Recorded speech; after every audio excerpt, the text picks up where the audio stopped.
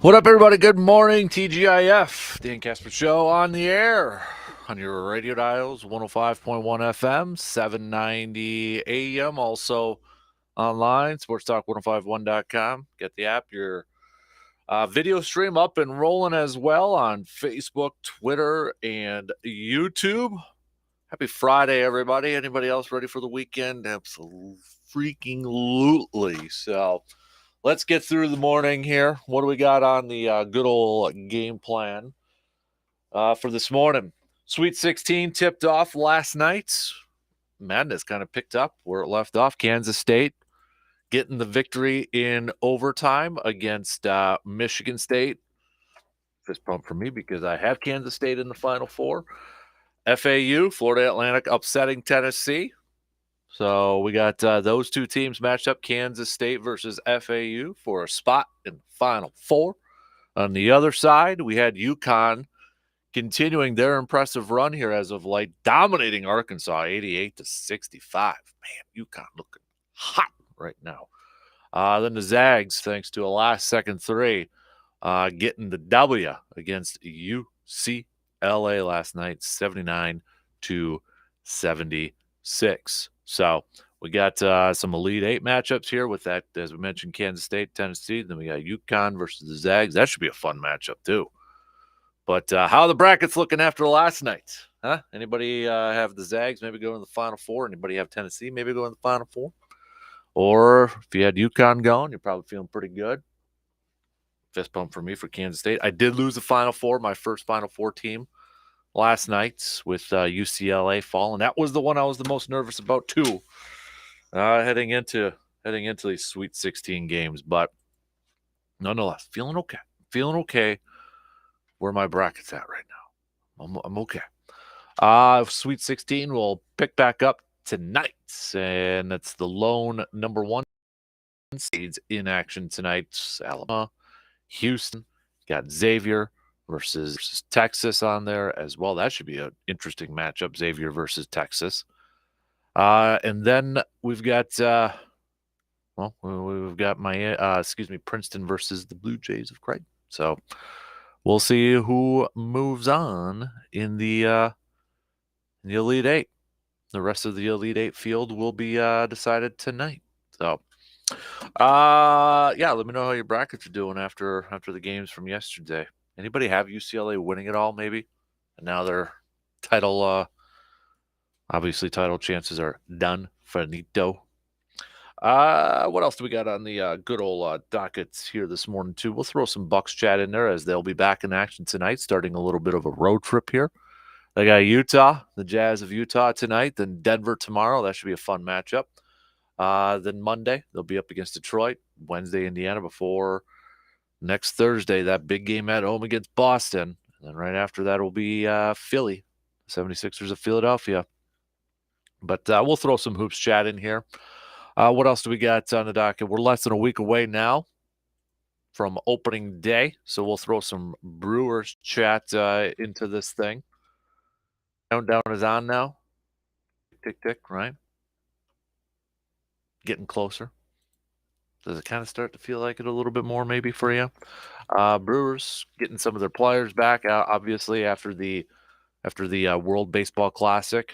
You know, Rowdy showed up, Luis Urias, Devin Williams, et cetera, et cetera. MLB.com and their lead up to the regular season. They've got the 9 tiers of contenders in 2023. 9 tiers. Tier 1, World Series or bust. Hate to break it to you, Brewers fans or even Twins fans, your team is not in that tier, according to Major League Baseball. That is the Astros, the Braves, the Mets, the Padres, the Phillies, or the Yankees. Which one team is not mentioned in there that may surprise some people. That's the Dodgers. Right? Dodgers aren't listed in there. So maybe that some people kind of surprised or don't agree with. How about tier 2? No. Blue Jays, Cardinals, and Mariners. Tier 2, get a little deeper this time around. And tier 3 is the Dodgers. by themselves. As they call it, Tier 3. Look, they're still the Dodgers. It hasn't been a good offseason, but sleep on one of the best teams of all time at your own peril. Okay. How about this, though? This is where your Twins and Brewers make their appearance. Tier 4, solid contenders. Solid contenders. For the Brewers, they say are strong in pitching and may not hit, which is pretty much cut and paste from every recent Milwaukee club. They're projected to allow the 8th fewest runs, yet score only the 16th most runs. Is there anything different this time of round is the question. The top of the rotation should still be elite, and the bullpen still has Devin Williams, though not Josh Hader. And we'll ask the same, what's Christian Yelich's deal? Those same questions they ask every year. Quietly, though, there are some new faces in the lineup sneaking into the Braves-A's Sean Murphy deal to grab William Contreras was a minor heist. And there's reason to think that Jesse Winker could be more like the 2021 Reds All-Star than the 2022 Mariners bust. With a handful of young outfielders reaching the majors or ready to do so soon, Sal Frelick, Joey Wiemer, and Garrett Mitchell, and maybe even Jackson Churio, the next generation of Brewers bats is right about here.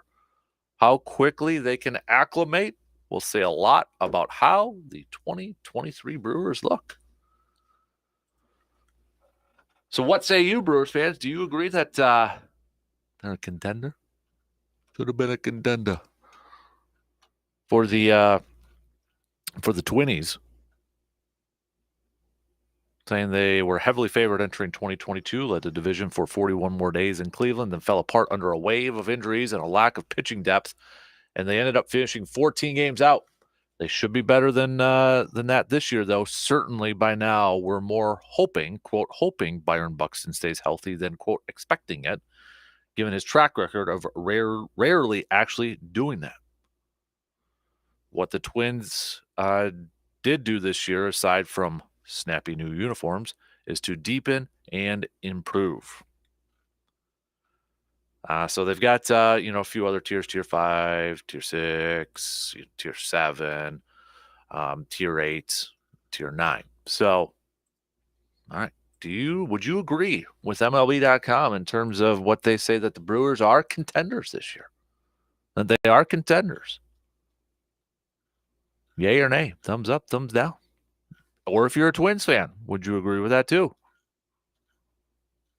Would you agree that your team is on there? For what it's worth, MLB.com also did have a piece up about the top 10 lineups, and yeah, none of those teams are in there. So, not to burst your bubble or anything on that. So, we'll talk some baseball, obviously, as the countdown is on for opening day next Thursday. It's finally going to be here.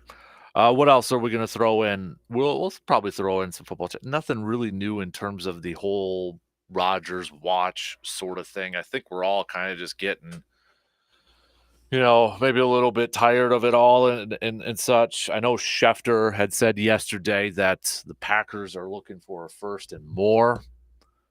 Again, and this isn't to discredit Schefter at all by any means. This isn't discredited at all, but like a lot of times too, where is that information coming from? Is that from the Jet side of things, maybe trying to leak it, maybe put a little PR, public pressure on Green Bay? Is it from Green Bay's side of point, put a little pressure on a Jet? Who knows? A lot of that all kind of depends on where it's coming from, who it's coming from, right? We don't know that, but again, I don't fault Green Bay for asking for a lot, kind of, playing this out here a little bit. I don't fault them. I'll be honest with you. I'll be shocked if Green Bay does get the 13th overall pick. I know that's what a lot of you well, I shouldn't say a lot, but a couple of you in your emails from yesterday in our little, we're going to call it our little tailgate chat email, some of your trade packages were like, holy moly, yes, I would love that as a fan, but realistically, it ain't going to happen.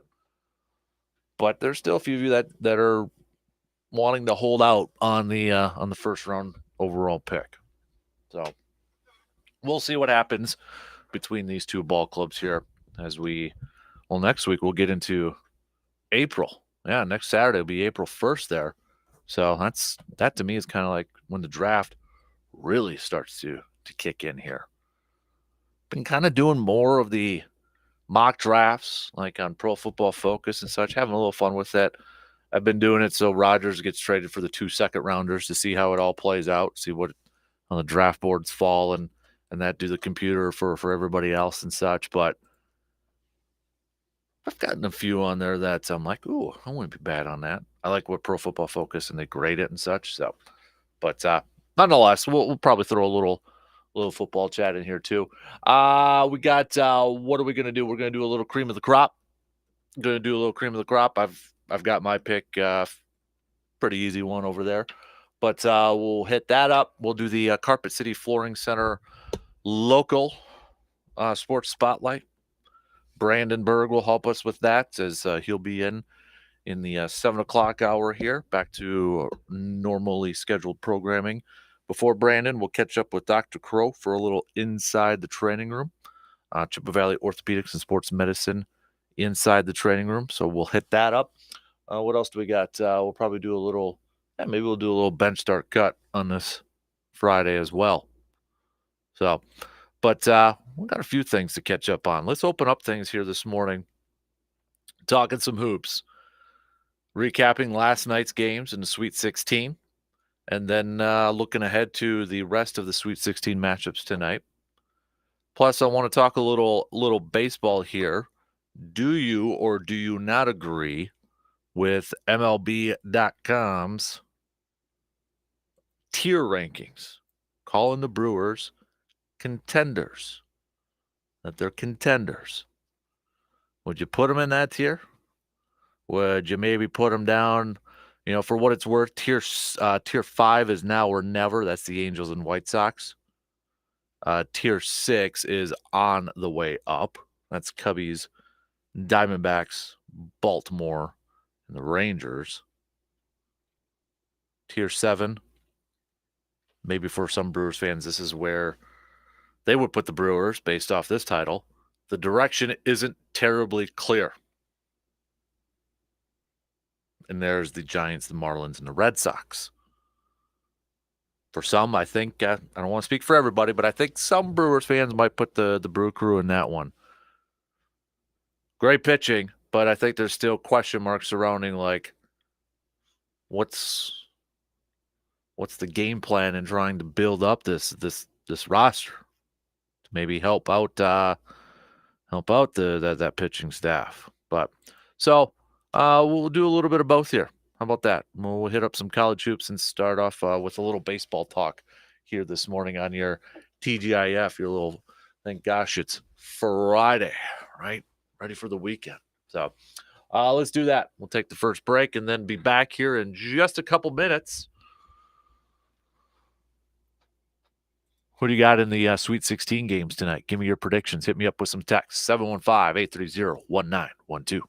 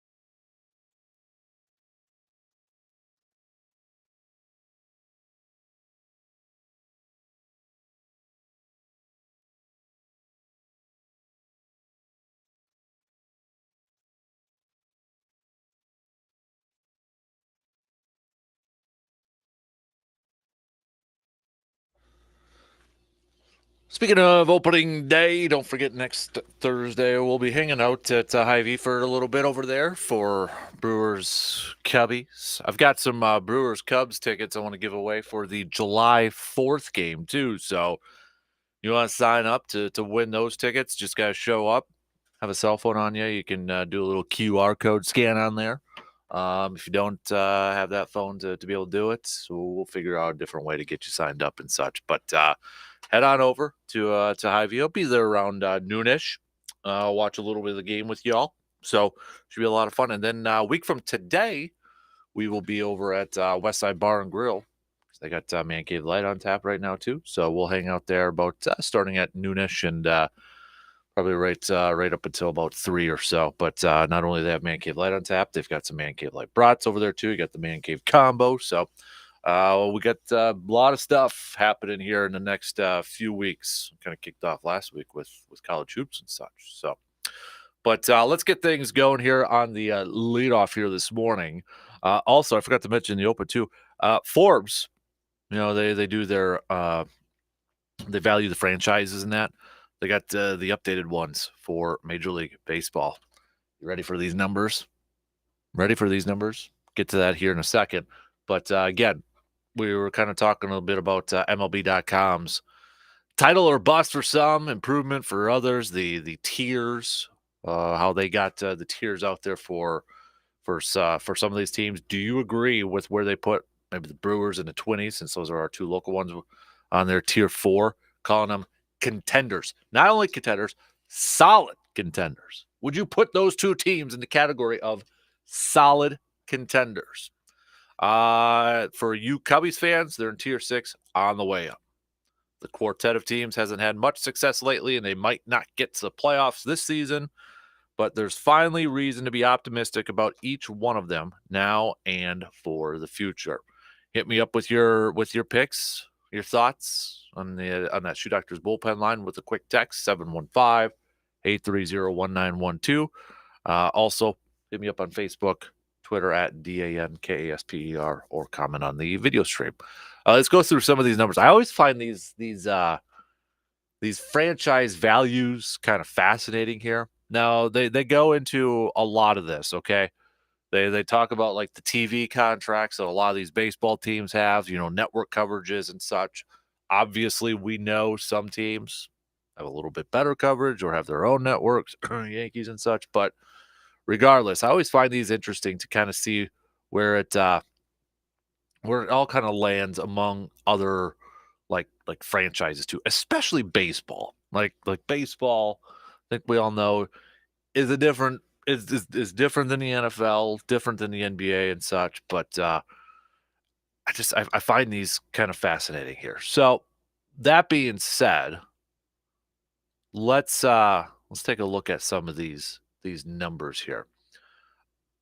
The number one team is the most valuable MLB team in 2023. Should be no surprise whatsoever. The New York Yankees, valued at $7.1 billion. That's an 18% positive change, a one-year change there. Their operating income, $16.30 million. So we'll kind of go into these in depth here a little bit here. Number 2, the Dodgers, $4.8 billion. Red Sox, $4.5 billion.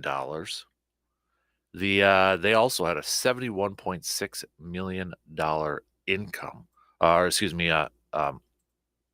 operating income, which we'll get to here in a second. The operating income is we're talking like profits. Okay, that's when we say like operating income, we're talking profits. So kind of pay attention to some of those numbers. I'm not going to go through every team here, but the Cubbies coming in at number 4, valued at $4.1 billion. Operating income, $57.2 million. 57.2. Not a bad chunk change. Not top 5 though.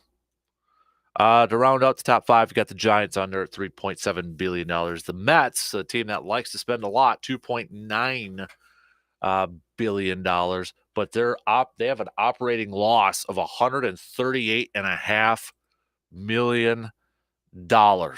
They are by far the highest in that category in terms of losses. $138.5 million. The next closest is the Padres at 55.2. The Twins are also on that list in terms of top 5 losses. They have the 5th most at 30.3. 30.3. Overall, their franchise value comes in at 22. They're worth, according to Forbes, $1.39 billion, an operating loss of 30.3, a 1-year change of 0%. So 22. The Brewers, according to Forbes, are valued more than the Twins. Milwaukee, not by much. They're coming in at 19. $1.6 billion. That's a 25% increase. 25% increase from the previous year. That's one of the highest, actually. When you kind of scroll through some of these teams over here, Yankees, 18. Dodgers, 18. Cubbies, 8. Giants, 6. Mets, 9. The Angels coming in at 23%. I'm going to do a quick scroll to make sure. Mariners came in with a whopping 29%. But Brewers might be top 5 in terms of 1-year change. Baltimore, 24%. Brewers still holding on to that second spot at 25. And yeah, I think they have the highest in terms of a positive 1-year change. But the rest of the Brewers they're valued at $1.6 billion. Operating income, about $22.1 million. So to kind of give you, again, that's profit such. These were your teams' top 5 profits in 2022. Mariners, $83.8 million. Mariners coming in at $88.3 million.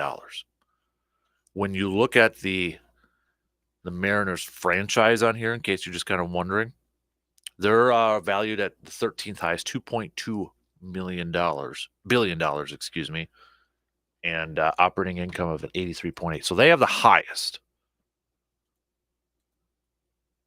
Giants coming in next, 74.9. Red Sox, 71.6. Baltimore, 64.7.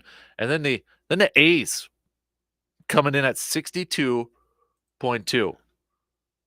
Talking income, profits there. The Oakland A's are valued as the second lowest franchise in all of Major League Baseball. Let's round it, $1.2 billion. But their operating income was a 62.2. The Marlins are the worst valued franchise, $1 billion, but they also had an operating loss of about, looks like $500,000. So, yikes. But I always find these numbers kind of fascinating, right? I mean, there's no big surprises at the top. No big surprise at the top with the Yankees and Dodgers and the Red Sox and the Cubbies. Mets are in there. Angels top 10. I think anybody wondering, Cardinals are at number 10. But I think for me, maybe the surprising part in this is that the Brewers coming in at 19. Not the 19 number themselves, but the 1-year change, the jump of 25%. That's the second highest. Second highest. Only behind the Mariners. That to me is a little interesting. But interesting numbers. Well, if you want that link to kind of look at it, I'll send it on over. I'll maybe put it up on Facebook and Twitter and that for you to check out. But I always find those numbers interesting. See how Forbes values certain franchises, and that's the updated baseball one out there as we inch a little bit closer and closer to opening day, especially when we look at these like smaller market ball clubs, right? To see what their values are and operating income. How much did they make? How much did teams lose? Like the Twinnies, hey, they're valued at 1.4 billion, but they operated at a loss of 30.3 million. I'm just kind of looking at like other small market teams when we kind of like the Padres. To me is interesting too. They're only 2 spots higher than the Brewers in terms of value franchise. They're valued at 1.8 billion. If we're rounding up, it's about 1.75 billion, but operating loss of 55. And just kind of looking at some of these other teams here, and in terms of like small that quote air quote small market teams, Brewers are valued as one of the highest small market teams out there. I mean, the other ones that we kind of always look at, Tampa Bay, right? 26. Kansas City, 27. We mentioned, Oakland. Cleveland's at 25. Pittsburgh's at 24.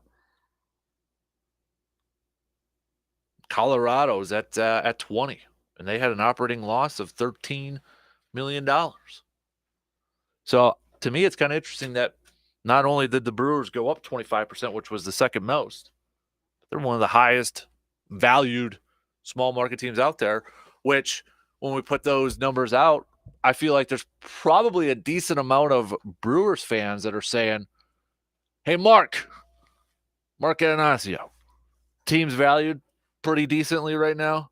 If you want to sell, go ahead and sell. I get the sense from a lot of Brewers fans that that's when they hear the numbers like that, because, and the reason I say that is because the last couple of years, there's been an increase in Brewers fans kind of going out there and maybe saying, hey, maybe we need another owner that's more willing to shell out some money and this, that, the other thing. So when they hear that stuff, they're like, okay, you wanna sell it, maybe go for it.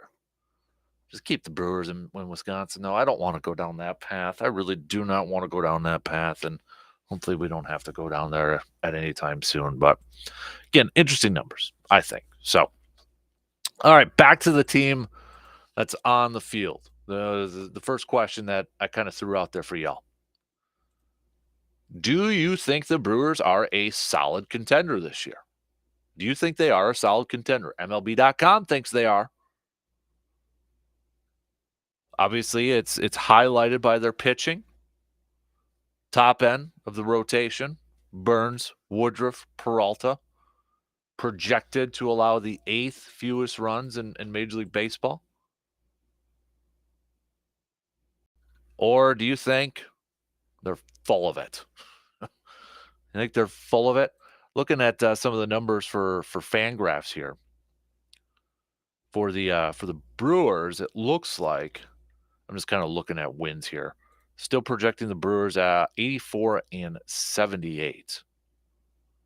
84-78, which, can I sort it? Yeah, I can sort it. That would put them, okay, about middle of the pack. They've got the Braves projected for 2023 to have the most wins at 93. Yankees at 92. Padres, Astros, Mets, Blue Jays, Rays, Dodgers, Cardinals, Mariners, Phillies, Brewers. So the 12th most wins. But yeah, where we mentioned they would have, they're projected to have the 8th fewest runs allowed per game. Number 1 is actually the Yankees, and then the Rays coming in there. How about runs scored per game? Brewers actually middle of the pack, it looks like.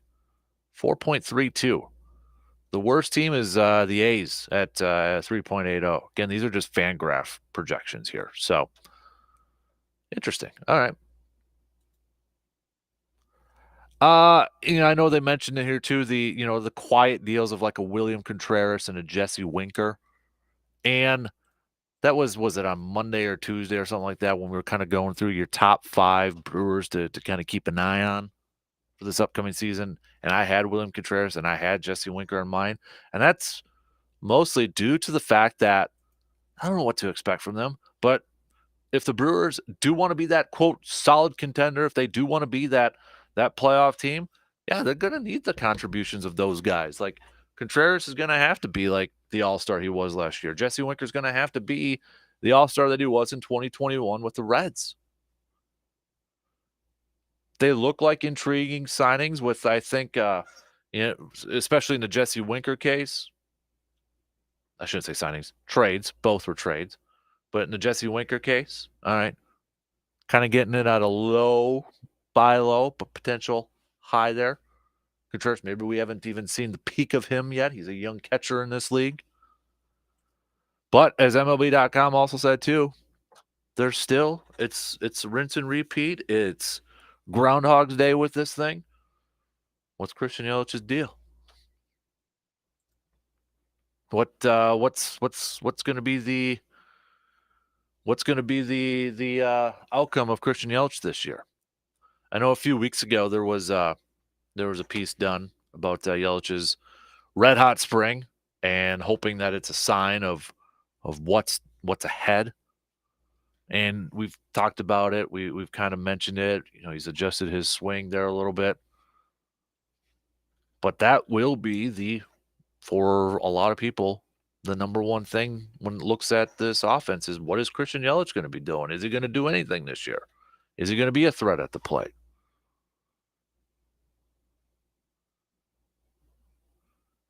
But I don't know, solid. And this was something I think it was one of the very early predictions. I don't know if it was Fangraphs or another stat site out there that had the projections out there, but they had the Brewers winning. Oh no, this was another prediction I think from MLB.com was they had the Brewers winning the division and going to the postseason, just squeaking by the Cardinals. And I think that writer too. Yeah, the writer also talked about he thought that the Brewers offense might be getting a little too much flack. Sounds like he was putting some chips in the middle of the table surrounding this Brewers offense. But I think there's a majority of us that are still kind of skeptical and we're hoping to maybe be caught off guard here a little bit, caught by surprise, and hoping for the best. And that they can go out there and put up some numbers. We're all expecting the pitching staff to be really good, but are they going to get that offensive support that they desperately need? They desperately need. That's still the big unknown. And how much does the banning of the shift help a team like that? We'll talk some more baseball though with Brandon coming up when he's in, since he's kind of our Brewers expert, knows his stuff out there. So we'll hit up Brandon on all that. College hoops. Let's hit that up. We'll take a quick break here. Sweet 16 tipped off last night. You had Kansas State and Michigan State going to OT. Kansas State moving on. You had UConn dominating Arkansas. UConn looking really good right now. UCLA out at the hands of the Zags. That was the game that was UCLA was a Final Four team of mine. It's the first Final Four team that I've dropped. That one was the one that made me the most nervous heading into that game. And then FAU advancing. Florida Atlantic upsetting Tennessee last night. So rest of the Sweet 16 will tip off tonight. We'll know who's in the Elite Eight later on tonight. So let's take that break and talk a little college hoops. Give me some picks for tonight's games. The lone one seeds are left. Do you think both of them will advance later tonight?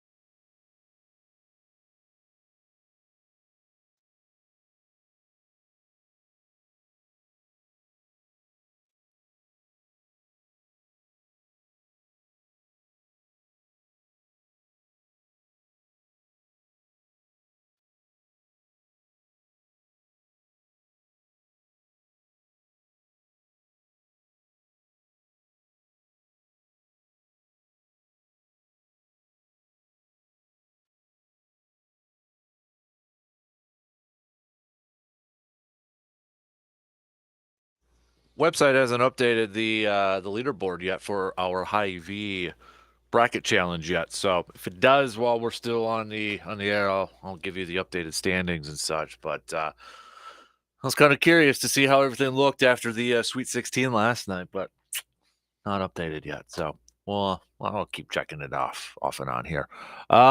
C-Bomb contender for the playoffs, yes. Series contenders, no. Still don't have the offense, but then again, there's a reason they play the games. G-Man saying the Brewers and JR's Twins will be in the World Series this year, and Brewers will win it all. Yes, sir. P.S. Thanks, FAU. Go Houston and Xavier. Sorry, having a man cave light this morning. I love it. 92 wins for the Brewers. All right. Let's talk a little college hoops as we finish up this first hour here this morning. Last night, we saw Kansas State moving on to the Elite Eight, where they will face Florida Atlantic. Florida Atlantic with the upset last night over Tennessee, 62-55. The Zags picking up the win against UCLA thanks to a last second, or I should say, with a three there with just a couple seconds left in the game there. And then UConn continuing their impressive run here, really kind of proving to a lot of people why a lot of people picked them in the to go to the Final Four. So that should be an interesting game, UConn and the Zags on in that region there for a trip to the Final Four. That should be a good one. But man, the way UConn's been playing right now, whoo! Anybody slow them down at this point? Yikes! Hudson had them going to the championship game, although losing to Duke over there. So, but tonight's games got some intriguing matchups here too. We got both the 1 seeds, Alabama and Houston, all in play tonight. They're going to be the first 2 games here. You got Alabama taking on San Diego State, and then the Cougars of Houston taking on the Hurricanes of Miami. First game is going to tip off at 5:30 tonight. Then you got the Houston-Miami game, 6:15. Then the 2 games after that, the 15-seeded Princeton, can they continue their run? They're going to be going up against the Blue Jays of Creighton. Then Xavier versus Texas. I'm really intrigued with that game. Can Sean Miller's return to Xavier lead to another trip to the Elite Eight? You got Texas favored in this game by 4. The matchup predictor has Texas with a 69.5% chance of winning.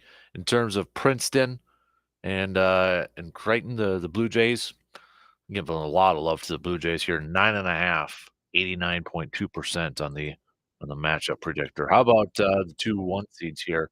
We're looking at Houston versus Miami first. A lot of love for Houston in this one. Houston favored by 7.5, 89.5% on the matchup predictor. Same for Alabama and San Diego. 7.5 is the line, but matchup predictor a little bit lower for Alabama at 82. I'm going to stick with the 1 seeds moving on because I've got both Alabama and Houston in the Final Four. So I'm going to stick with that. I think the Blue Jays move on. They take down Princeton in their fun run right now. And I'll take Texas too.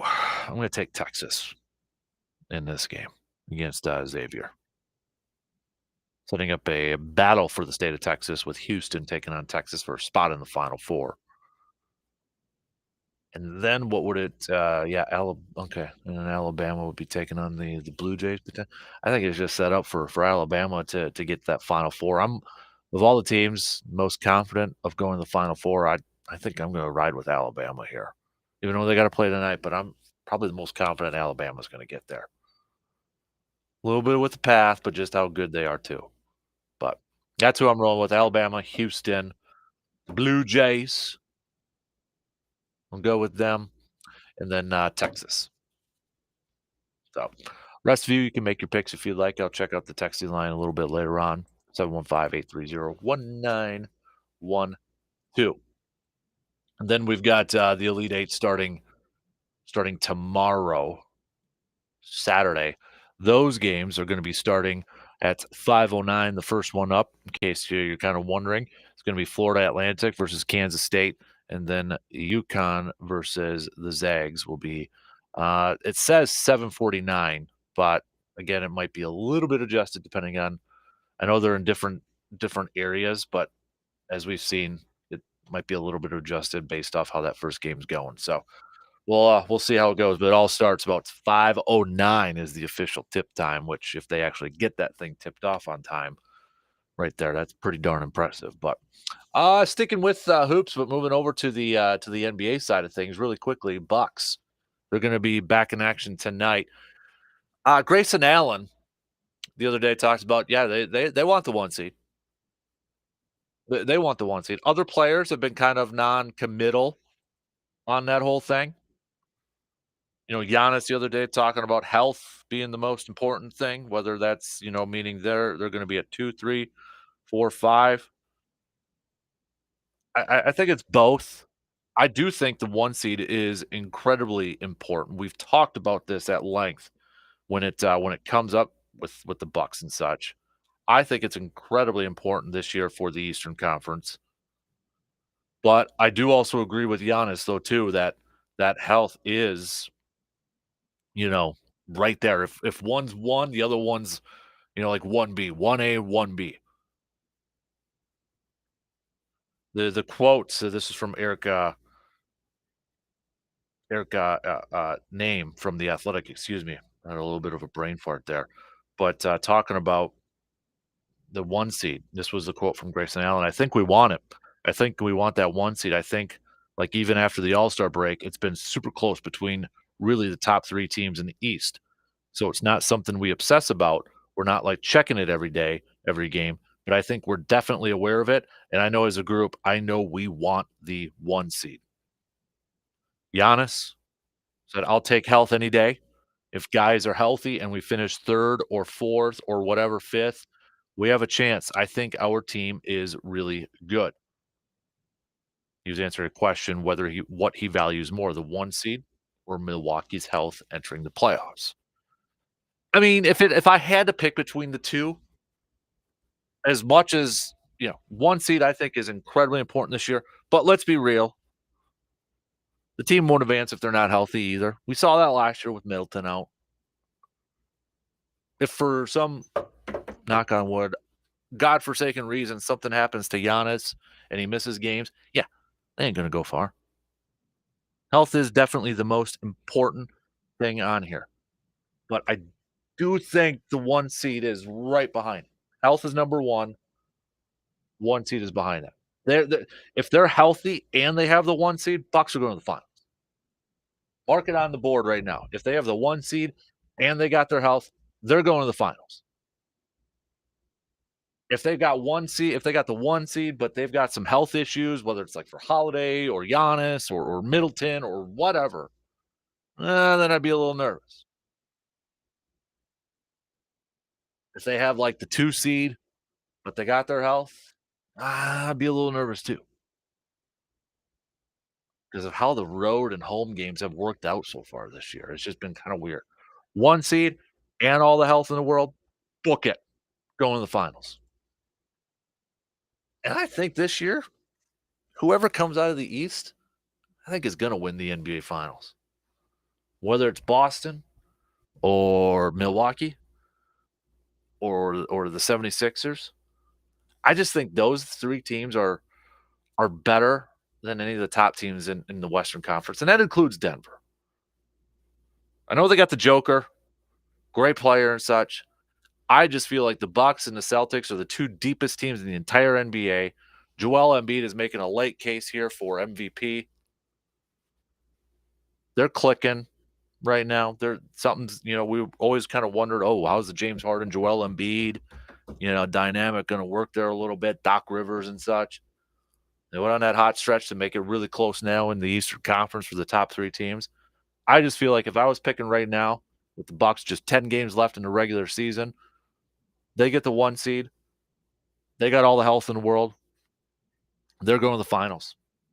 And I think whoever comes out of the Eastern Conference is going to win the finals this year. Unless something happens during the course of the playoffs where there's like an injury sort of thing. that would kind of really affect it at that point. But on this day of March 24th, that's my prediction. So Bucks will take on the Jazz tonight. A little bit of a later game since it's on the West Coast. What does that schedule say here in the studio? Small print. Whoever printed off these really small print, 8 o'clock. Okay. Then Denver tomorrow. Was that same time? Yeah, same time over there. Catch that game on these radio dials of 105.1 FM and 790 AM. All right, coming up next hour, we'll catch up with Dr. Crow for a little inside the training room, Chippewa Valley Orthopedics and Sports Medicine. Talk about the Brewers with Voigt over there, and maybe a little Keston Hero with the Phillies first baseman going down with an ACL injury. Yeah, maybe the Brewers might have a little bit of a trade bait that the Phillies would be interested in. But we'll talk about that. Russell Wilson had knee surgery the other day too, so we got a couple things to catch up on with Dr. Crow, and then right after that we'll catch up with Brandon Berg, sports editor from the Chippewa Herald. We'll talk some Brewers definitely with him too, as we are now officially under a week away from opening day. 1 hour in on this Friday morning. We got 2 more to go before you're off for the weekend. Some news updates, and we'll be back in just a couple minutes.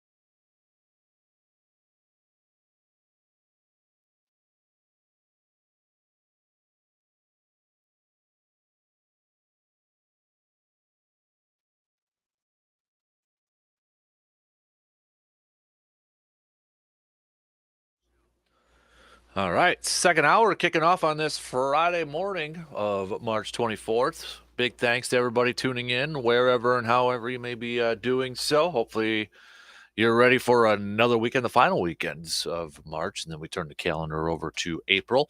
Coming up here in just a little bit, we'll catch up with our good friend, sports editor Brandon Berg.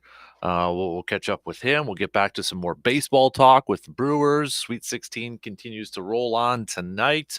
Who's going to be punching their ticket to the Elite Eight? Tipped off last night. Got a few teams moving on.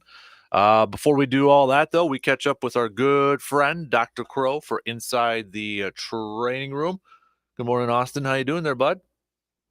Fantastic. Boy. Hey, we've had a couple of ACL injuries in baseball already. I know, like, if you were to do probably a power ranking or leaderboard of the injuries that we probably talk about, it's ACLs out there.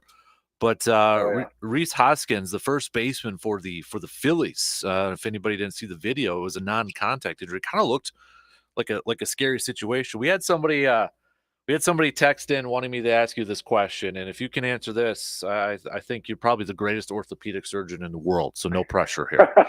But right. What causes what looked like, a guy just moving backwards, and then all of a sudden, he's tearing his ACL? What causes these fluke type of ACL injuries? Is there a factor that kind of helps? Help isn't really the right word, but kind of increases that chance. I mean, a guy was just going backwards and trying to feel the ground ball, and now he's done for the year. Is there something that is leads to that, or is it just a fluke? Just a fluke at that point. I think it's multifactorial. First off, so I mean, it's hard to pin it on one specific thing, and there's a lot of things that do come into play. I mean, there can be things that predispose people to it. So there's things as far as like the way that your body's made, so the alignment of your legs, the alignment of your hips, and so you can have certain things that can slightly predispose you. Previous injuries, so you can have previous ligament injury that didn't heal correctly, so you have a little bit of instability baseline. Certainly muscular weakness, especially around the hips, can result in putting the legs in position that are just a bad spot. If you look at the majority of them, though, a lot of times it has to do with basically getting the body in a position where often basically the knee falls in. So we use the term valgus when the knee goes in. So think of it like being a knock knee position. Often the knee buckles in, and with that, there's a rotational force that occurs. And so the knee goes in, it rotates and twists, and the body tries to correct it. And it's really that rapid movement of the knee falling in and the body trying to correct it back into place that creates this really strong rotational forces, which is what tears the ACL. That we call that a dynamic valgus moment. And so if you go back and look, and they've actually done studies on this, well, they'll literally take the films of 100 high school basketball players that tear their ACLs, and it's really pretty uncanny how often is that exact movement. So whether it's them jumping, landing, pivoting, twisting, or running, inevitably there's this movement where the knee buckles in. And so that's why one of the big things that we try to do as far as ACL prevention is jumping and landing programs that we have, especially for high school female athletes. There have been studies that have shown a significant decrease in ACL tears because of that. And so when they are able to land and jump and help keep their knees forward, which really has to do a combination of leg and really a lot of hip strength, that decreases that risk of an ACL tear. So again, it's hard to pin it on one thing, but and I haven't seen the video of this guy, but I'm guessing there was a bit of a twist with it and his knee buckles in and pop, there it goes. That's almost how it always happens. Man, interesting. So is there any truth to, like, players or athletes maybe, working out too much or practicing too much, and it's like a fatigue type of injury when it comes to ACL tears? Well, I mean, there can be fatigue with it because there is muscular control of the leg, right? So that same exact idea of making the leg stronger and being able to hold good position, well, the opposite has to be true as well. So if your leg's weak or you're fatigued from overuse, there is an increased risk of it. And they actually have done studies on this as well, looking at the frequency of injuries. These type of injuries do tend to happen later in games, which suggests there's some role of fatigue in it. So is it a direct causation? No. Is there a correlation? Yeah, there is. So there is something to be said for a fatigue leg being a little bit increased risk, but it's obviously not really high risk, because if every time your legs got teared, you're tearing your ACL, people wouldn't have ACLs anymore. Right. Yeah. We had somebody just texted in too. Doctor, is the ACL the most studied injury in all of sports? Since you're mentioning studies right now? It's got to be pretty close. Yeah, I mean, it is definitely up there. I mean, there are lots of studies that have been done on ACLs just because it's a common injury, right? So if we deal with something frequently, we want to know how to treat it best. And, back in the day, I mean, people did a lot of anecdotal medicine where it's like, well, this is how I do it. This is how I was taught. And that's the way it started. And as we've kind of grown our knowledge base, we're able to say, well, look, they did 100 of these patients versus 100 of these, and it found out this technique is better. So then you can come back to your patient and say, look, this is the technique that'll have a better success rate, lower complication rate, whatever you're looking at. And so we try to do as much as we can on what's called evidence-based medicine. And yeah, to answer that question, I would say the ACLs for sports medicine is probably number one, I would say. Interesting. Hey, sticking with knee injuries, Russell Wilson, it was revealed he had arthroscopic knee surgery, an issue that said has been bothering him a few years. I know we've talked about arthroscopic surgery before, but I guess to put it in layman's terms, is that just kind of cleaning up the knee essentially? Yeah. So I mean, there's a knee scope. Simply an arthroscopy is generally 2 or 3 small incisions around the knee, and we put a scope inside, and then we put instruments and go around and do a variety of things. So, I mean, it can be as simple as a quote cleanup, which generally means removing small pieces of meniscal tissue called a meniscectomy. It can be what's called a chondroplasty, which means we kind of clean up some unstable pieces of cartilage, or if there's a floating piece, which we call loose body removal. Those are all what I consider relatively basic, straightforward procedures where we go and clean stuff up, if you will, and people are back to activities pretty quickly. It can get much more extensive than that. So we can do ligament reconstructions arthroscopically. We can do cartilage restoration procedures, and those are much more invasive as far as what we're doing to the body, but it can still be done through little poke holes. And so there's a huge spectrum of things. But if it was kind of a more quote cleanup type procedure, it's likely going to be meniscus or a little bit of cartilage work done. Hopefully meniscus, because cartilage stuff tends to be a bigger problem long term. He's Dr. Crow, Triple Valley Orthopedics and Sports Medicine for Inside the Training Room. Another texter asking you a question back to ACLs here, Austin. Were ACLs a big thing back in the early days, like the 60s? Because it seems like we never heard about it until recently. Yeah, that's a good question. I think the answer to that is a lot of injuries went undiagnosed or were just kind of treated as, people say, oh, I blew out my knee back in high school. And they had injuries. And you can live without an ACL. But a lot of those people were never able to get back to where they were before. So really the advent of the MRI, which is a machine that a lot of people are probably familiar with, essentially uses magnets, and it allows us to see detailed imaging inside a joint, or any part of the body, in this case, inside a joint. And it really advanced our understanding of these ligament injuries. And so I think that there are probably a lot of people that had an injury and just chalked it up. Now they have a bad knee and they're not able to play sports anymore. But there's definitely an increase in prevalence as well, and we don't know exactly why that is.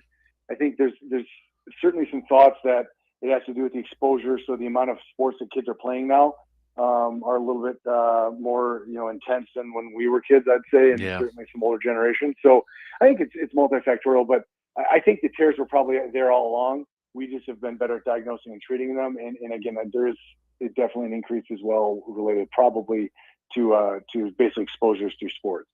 I wanted to ask you a baseball question here. So, World Baseball Classic, just concluded, and I enjoyed it. I know a lot of people enjoyed it, but one of the things that some people have been kind of wondering about is like, will Team USA, maybe improve their pitching? But I kind of wonder how many GMs are going to want their pitchers dedicated to the World Baseball Classic and putting more wear and tear on that thing. As an orthopedic surgeon and working with a lot of pitchers like you have in the past, do you think that's a realistic concern from a lot of general managers that they don't want that extra wear and tear on pitchers, participating in like an Olympics or World Baseball Classic like that?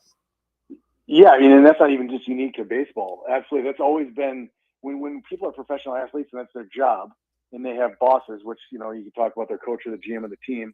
There's a lot of pressure to not participate in those quote unquote extracurriculars, right? So, there's no question. I mean, in that dovetails with my comment just on ACLs, there is a clear correlation between exposure and injury risk. So if you do something once versus 1,000 times, you're more likely to be injured if you do something 1,000 times, right? So these athletes that go out and participate, yes, especially throwers. I mean, they're out there throwing hard, and on that kind of stage, they're going to be throwing as hard as they can. And so there is certainly going to be always a risk for exposure to injury. And so what you do that is you weigh that the national pride or that athlete's desire to participate But there are athletes that choose not to do those kind of things for that exact reason. So, I mean, if you're a GM and you were talking to your pitcher, I mean, you know that there's a risk with it. I think if you're kind of upfront and honest and say, look, if you go out there and participate and you notice anything, don't try play through an injury. Don't try push yourself. If you know something, shut it down. And if you have an understanding like that, the risk is probably pretty low. But if you have a pitcher that's got a sore elbow or shoulder and is trying to push through that, I think then all of a sudden start really increasing the risk. So it's a give and take all the way. Mm-hmm. Is this the time of the year too where you're starting to see some more baseball, maybe a lot of prep baseball players come in with those elbow injuries? We haven't seen a lot of them yet. You know, when the season first begins, it tends to be more attritional as the season goes along, but they'll trickle in for sure. And then you start getting into mid and late season when pitch counts start getting up. But there's also some people will start coming up when the season first begins, because you know, around in this part of the country we are kind of safe because we don't have as much year-round baseball. Whereas in the South, kids sometimes play essentially year-round for those type of sports. So we don't get as much of those attritional ones. But there is the flip side to it, is kids are quote unquote out of shape with their arms, and then they go back to throw and they'll get a sore elbow or shoulder because they're just not used to it. So the key to prevention for that is you know, slowly, gradually ramp up, whether you're, you know, pitching or just in the field, ramp up your throwing slowly, and do a lot of stretching in the shoulder and arms when you're warming up. So that'll help prevent some of those kind of things. But it'll happen. Yeah, especially some of it. I got to imagine for kids to try to tell them to slow down and ramp it up. That's hard too, because I mean, I'm just remember when I was back in the day, I'm like, I want to throw hard right away, you know. But that's kind of Yep. that mental training aspect of it, I have to imagine. Absolutely, yeah. I mean, you got to use your mind and your body for sure. Mm-hmm. He's Dr. Crow inside the training room, Chippewa Valley Orthopedics and Sports Medicine. Appreciate the time as always, buddy. I guess too, you know, with baseball, we got to be careful with the golfers too. You know, kind of going out there and, you know, can you just tell Oh me to yeah. make it like a little slow so I don't, you know, get hurt or anything like that. So, Hey, golfer's elbow is a real condition. It's a is it real really? condition. Oh What's the yeah, difference absolutely. between Yeah, golfer's elbow and tennis elbow? Is there a difference? so there is. They're basically the exact same thing except different sides of the elbow. So golfer's elbow is on the inner part, so the medial epicondyle of the elbow, and tennis elbow is lateral. So in you know, of course, 99% of people come in don't golf or play tennis. It just they pick up that eponym at some point along the way. But we do see it in golfers. And I was actually reading a funny article on it talking about the basically the technique of a swing, and more elite golfers are more likely to get it due to increased pronation, is what they call it, as you come through with your swing. So I was kind of jokingly responding to it, saying that's why I never get it, because I'm not an elite golfer. So do you think like a guy like Tiger Woods has probably had something like that? You know, those guys probably do fight through that a little bit, but they also take care of their bodies in a special way. I mean, they're warming up, their nutrition, their regiments are just so set that they take it seriously because it's their job, right? So if they can't golf, that's their paycheck. So I mean, I'm sure they get a little bit of it here and there, but if it comes, they address it appropriately and quickly. So they probably don't get rip roaring cases of it, I wouldn't imagine. And this might be completely off base, but like, you know, I imagine golfers, since it's like a downswing, maybe there's not too many shoulder injuries like baseball where it's, you know, overhand pitching. That Yeah, golfing tends to be pretty easy on the shoulders. You're right. We don't see a lot of shoulder problems. We see more like hand, wrist, elbow, which would be, again, tendonitis type problems. Some people get, you know, back issues related to it, but it really, even though swings can be relatively violent, you know, if you look at people like Tiger Woods when he was in his heyday, yeah, we tend not to see a ton of injuries. Yeah, that too. Oh man, he swings like he's trying to knock a house down. Yeah, that just looks painful every time I watch him try to swing. I mean, oh my goodness. Yeah, that's why I don't swing that hard. Yeah, right. Exactly. Dr. Crow, appreciate it as always, buddy. Great catching up with you. Have a fantastic weekend, and we'll catch up soon. Okay, sir? Absolutely. Take care. You got it. He's Dr. Crow inside the training room, Chippewa Valley Orthopedics and Sports Medicine. We'll take a quick break. And speaking of guys who don't swing hard, Brandon Berg will be joining us here in just a couple minutes as well. We'll get back to some baseball talk with B after these quick words.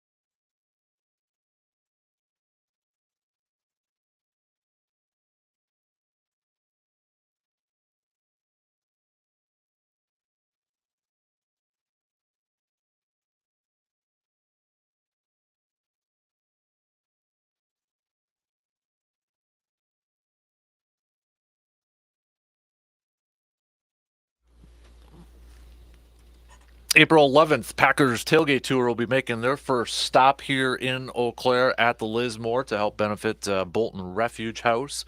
Grab your tickets by visiting boltonrefugehouse.org/Packers.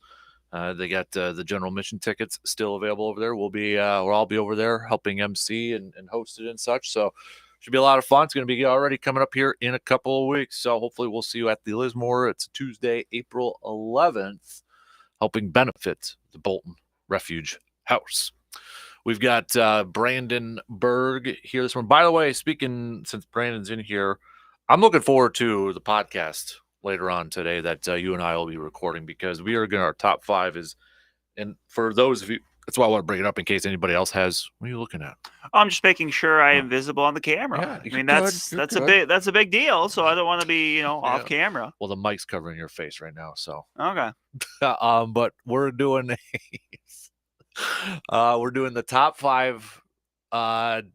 Should we call it like defunct? Yeah, that's probably the best way to put defunct sports professional franchises. Yes.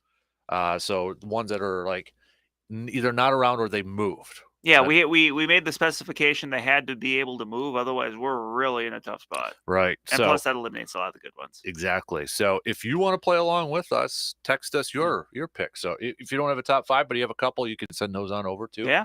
But should we say favorite, or at least icon, whatever you want to. Whatever you want to go over there. There's some good ones out there, but hit us up with a text 715-830-1912 or Facebook, Twitter, or on the video stream, but also on the podcast too.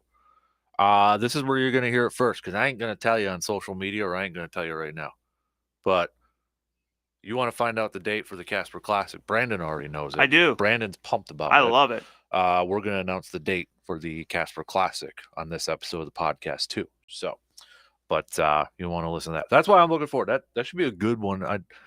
I'm curious if you kind of tease that you think we're going to have a couple of the same ones. I think so. Because, I don't think there's depending on how deep in the weeds we go, but I have an idea of what I think your number one is. And if it's what I think it is, it's not my number one, but it's pretty high up there. Ooh. See, I think we'll have 2 of the same. That's where I'm going to set the line at least 2. But I've been surprised before with these top 5s. That's for sure. Yeah. So, and again, if you ever have a nomination for top 5, this came from somebody. So, let us know. Let us know over there. Okay. Brandon, I want to talk before we get to, because I know we already kind of highlighted state, but really quickly, boys basketball. That was a hell of a game on Friday to watch that ending, falling short to Wassa Newman, but holy moly. What a game for that one. That's kind of been what McDonald's done at times this year. Like Friday they were down 11, I think, or pretty early on in that game, and then even Saturday they were down double digits and cut it to 2, and for a little bit they were kind of had the feeling of, are they going to do this again? Like it's the same thing they did the day before, coming back from a double digit deficit. The same thing they did in the sectional final, coming back from I think 13 down. Yeah, with like 7 minutes left, something like that. So it was they just. They did it earlier on the year against Fall Creek. Like they're just a team that, no matter what the deficit was, you always felt like, well, if they might have a run in them, and they did. But Wassa Newman just kind of weathered the storm, and that's a very good team too. Yeah. Like, as a lot of those kids were a part of that 8-man state title team from last fall that was so dominant, and you could tell. They had some big kids on their team. Physical, yeah. Like you could, if you didn't know. Like they played football, you would look at him and go, "Does that guy play football?" Like he looks like a big dude. Like, so no, but it, a good finish to the year for McDonald, getting from a team that was knocked out in the regional round last year to get to state and come home with a silver ball. I mean, obviously at the time you're always a little bit disappointed in that, because you're looking a little bit higher up than that. But I think it's gonna be one of those things. Like there's a lot of times that the more you kind of get past it, the more you just kind of realize just how significant. Basketball coach in high school told me, he goes, at the end, and this is at the time when there's only 4 divisions for basketball. He goes, at the end, only 4 teams that are happy. Yeah. So good point. To be able to come home with some hardware is a good thing, for them. Yeah. And then so that kind of wrapped up the winter prep season as we're getting ready for spring. I know indoor track and that, but I also want to mention too, because Chippewa Steel, they did lose last night, but they got a big point.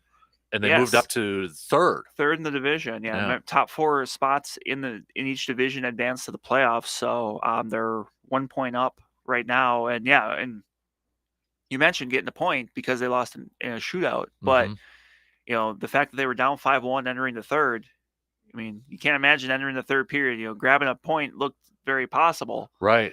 But to make a comeback against the top team in the the Midwest Division, that's a good point to get. And look, they're back at tonight. We'll see if that momentum carries over into the night.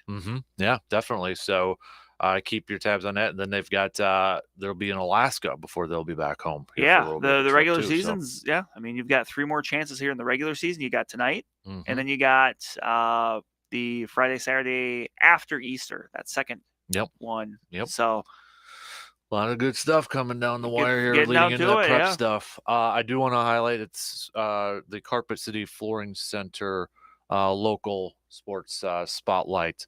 Mr. Thomas Longbella, as yesterday we were kind of following along because he was he golfed early in the morning. So we were following along throughout the morning on his leaderboard, and he started off even the first through the first 9, did finish 4 over, but he'll try to make the cut. Teeing off later today, as we know in golf, if you start early the next day, you're going to start later. Yeah, he's part of that last group. I think it's like a 12-23 or something like that. So he'll be.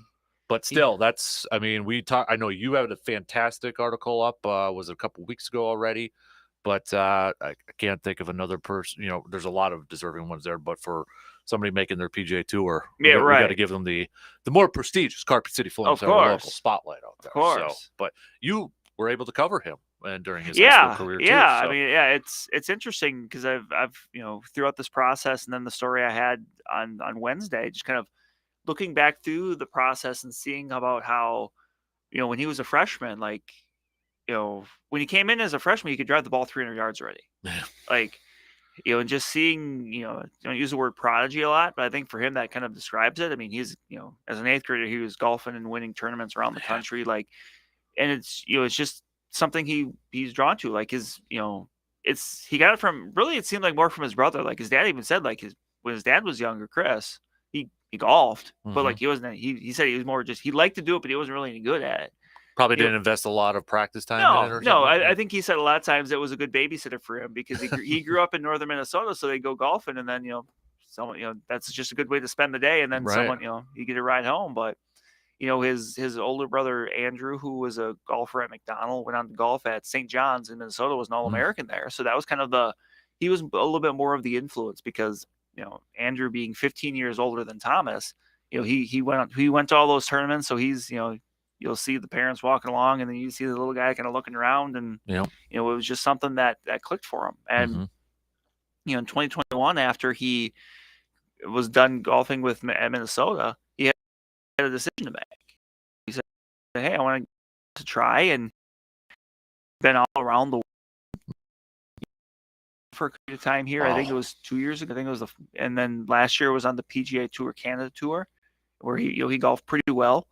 He'll be back doing that again this summer, and that's kind of a little bit like double A, I would say, as far as like, it seems like ideally the plan would be PGA Tour Canada. If you finish highly in the cumulative standings there, you get an exemption into the Korn Ferry Tour, which is the AAA, the tour underneath the PGA Tour, and then ideally it's do something there to get to be in good shape for the PGA Tour. So it's a process. That's fantastic, and that's the thing too. Is like, when you're done with collegiate golf, it's not like you get drafted.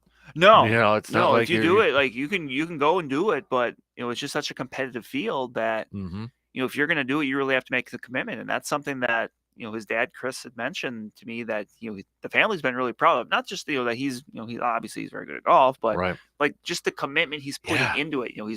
He's living in Florida, he's golfing, I think 60 to 70 hours a week between golf and like working out and just stuff like that. And that's another thing he's kind of put in to the time is when you're a little bit younger and you're supremely talented, you can just go out there and beat everybody. Right. But when you get to that level, everybody's supremely talented. So it's what are you going to do to kind of differentiate yourself? And he's kind of putting that work in to figure that out. Yeah, that's a fantastic. Again, if you haven't checked out Brandon's story, go ahead and do so. Chipwood.com. Great catch up. So best of luck to Thomas. Yep. Get that cut. He's got some work to do, bud. He's he's shown the capability to be able to knock off some under par rounds when he's needed to before. So definitely. And this area, I mean, you look at the last few years with the golf representation. Oh, yeah. I mean, let's just say I'm glad I never had to play against any of them when I was in high school. I wasn't good in high school anyways, but still, like, right. I'd have been embarrassed. I got to run off the course. Yeah, I would have been embarrassed. But I think too, it's just kind of speaks to the whole valley, the quality of the courses and the opportunities. That's a big part of it. Like, you have to have those opportunities if you're going to even kind of think about being good at golf. And it's cool to see, like, too, like, a lot of people now, or a lot of businesses are having the simulators installed here too, so you can get some work in. Because I remember, Coach V, if you're listening, but, like, there was a room in the high school. I think it was where I was never in it, but I know where it was, restricted study hall. But it was like a cage. It was like a batting cage. And then we didn't have the simulators, but it was like you're hitting balls into kind of like a batting cage, but it's gotta kind of adapt when you're in a state that's winter 9 months out of the year.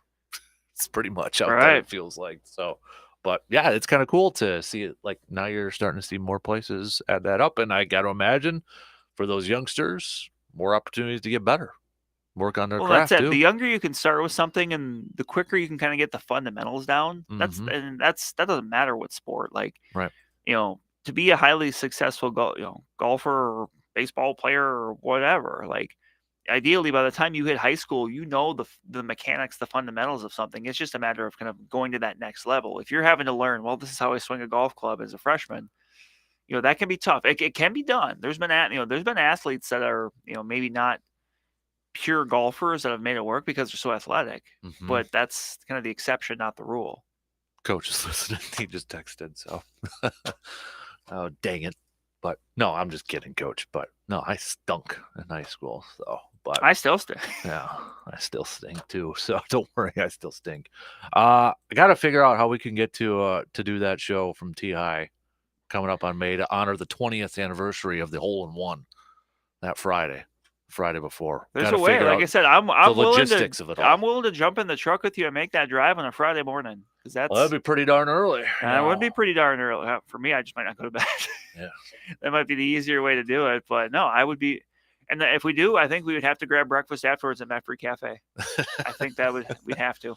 It's been a while since I've been in that good old town there. Probably close to double-digit years, to be honest with you. So, we'll see. We'll see if we can work out some of the logistics. Don't know if we'll be able to do the show from the third tee box, but unless some neighbor over there wants to run a big extension cord and internet booster. Otherwise, we'll just have to maybe make a trip over there and golf a quick 9 and grab some video. That too. That might be the best way to do about it. I don't know. We'll just we'll make a day. We'll make a day of it. That might be a good one. That might be a good one. So, okay. Before we take a break here, Brandon, I wanted to talk some more baseball with you. Did you see the Forbes list that came out just recently about the most valuable franchises? Yes and no. I had seen people kind of summarizing it, but I didn't read the whole thing. So the Brewers came in at number 19 on this list, which, if you kind of look at, I'll bring it up here, was one of the highest, maybe the highest for the quote-unquote small market team out there. But the thing that I found interesting for the Brewers side of things on this, Brandon, was the 1 year change in percent. Second highest. Brewers were the second highest, 25%. The one that was higher was the Mariners. So as far as the value increase, right? Does that surprise you a little bit? A little bit. I'm kind of curious as to why that is. Like the Mariners, I think maybe you can make the case, hey, they made the playoffs, but like it's been the first time in a while, so maybe there was just a bunch of kind of excitement. I guess Rodriguez is there. You got a player that everybody's kind of excited about, maybe. But. Yeah. So I don't know. Like that surprised me. That's surprising a little bit. Yeah. And again, the thing with these that's important for people to know is, like, when you hear this is the value of the franchise. So obviously, we've all had some frustrations with Mark Anastasio, but that doesn't necessarily translate to cash on hand. Like when you hear like, oh, this person is worth $2 billion. And I'm not saying Anastasio, but I'm just saying in general. That doesn't mean they have $2 billion in the bank. That just means that their assets they are tied up with are valued at that. Right. So people, you may hear that and think, well, if they're, if that's the value of that much, well, why can't they spend the money? Well, because that's not necessarily money they have in their pocket. Right. That's just money with things they're tied to. Right. Yep. That's a good point. kind of some of the other numbers here for the Brewers. So 1.6 billion they're valued at, which is higher than the Twins. Twins came in at like 22 on this list. Must be that roof. Right. Operating income. So the profit in there was 22.1 million for the Brewers, which I'm sure some fans are like, oh, dang. That's not even top 5. So don't, there's some teams on here that was like, let me see if I can find the top 5 list on here again. But, it's obviously it's still a business too. So the fact that you're still operating at, a positive, there are some teams in here like, I don't know, the Mets who had 183 profit loss, operating minus there. Now there's a difference between, Steve Cohen, who can afford that a little bit, unlike some other people out here. Yep. That can do that. But it was interesting to me because, when I'm looking at, I wanted to compare it to other small market teams on this. So number one, no surprises, the Yankees, right? There's no surprises, the Yankees. Camera. Don't want to lose that pretty face over there, Brandon. Dodgers at number 2. So, there's a big gap between the two, though. Yankees, 7.1 billion. Dodgers at number 2, 4.8 billion. This is what they're valued at. Yes. Not the money they made. Right. Yeah, exactly. Yes. That's what they're valued at. Boston's 3. Cubbies are at 4. Giants are at 5. Mets are at 6. So the Mets were valued at 2.9 billion. They had an operating loss of $138.5 million. That was just ridiculous. Angels 7, Braves 8, Phillies 9, Cardinals 10, Houston 11, Texas 12, Seattle's 13, and they had I think the highest operating income at 83.8 million.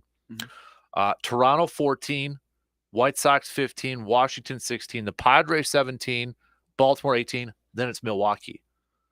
So Milwaukee is one of the highest small market teams on their term in terms of value, then, right? Because when I think of small market, I think of Oakland. They're 29. They're valued at 1.2 billion, and they had an operating income of 62. Marlins, I can't figure this out. They're valued at 1 billion, and they had an operating loss of $500,000. So, but they would be valued even higher if the ballpark maintained the dinger machine. If you remember the structure they had out in the outfield that would go crazy when they hit home runs. Yes. So Jeter got rid of that. Just based off the rankings, that's you got to be kind of impressed that the Brewers are like I know some people will turn it into like, well, that's why they should spend more. But in terms of small market teams, it sure seems like Milwaukee's in a good spot compared to everybody else, doesn't it? Yeah, I think so. It's good to know that shows they're making money. Mm-hmm. And we all kind of figured they were, but I think people would probably agree that really, I think the thing that kind of hurts the Brewers is, obviously not just being small market, but the current TV climate for them within the small market. Yes, and the Forbes article does kind of break that down too in a different thing. Yeah, the rights fees and viewerships and all that. Yeah, that I did see more. So the Brewers, to break that down, the rights fees, basically the Brewers made $33 million off team rights fees in 2022, which is about the lowest in the league. And their average household viewership in 2022 for TV was roughly 43,000 a game. And remember, that'll fluctuate a little bit game to game and yada yada. And you have to figure that might be a little bit higher if said product was a little bit easier to find, right? Which is a common and very valid complaint from people. But you compare that to other what you would consider to be smaller market teams, like a Kansas City was paid $45 million. Colorado, I guess Denver's not really, but the Marlins were paid $59 million, even though their average head or household viewership was nearly 4 times less than the Brewers. Like the Brewers are not like they're providing what should be considered a pretty good return on their investment based on what they're being paid right now relative to what they're drawing. Mm-hmm. But in theory, you're kind of, and I don't know when the Brewers are signing a new rights fee thing coming up because those are contracts, and obviously the whole RSN thing is kind of throwing everything into a loop anyway. But I think the Brewers at some point you're kind of hoping you can get more money off that, which obviously that's money that you can plug directly into your payroll. Mm-hmm. Yeah. I'm just kind of looking at. So this is what I wanted to find. The top 5 losses going back to the Mets were 138.5. Twins are in the top 5.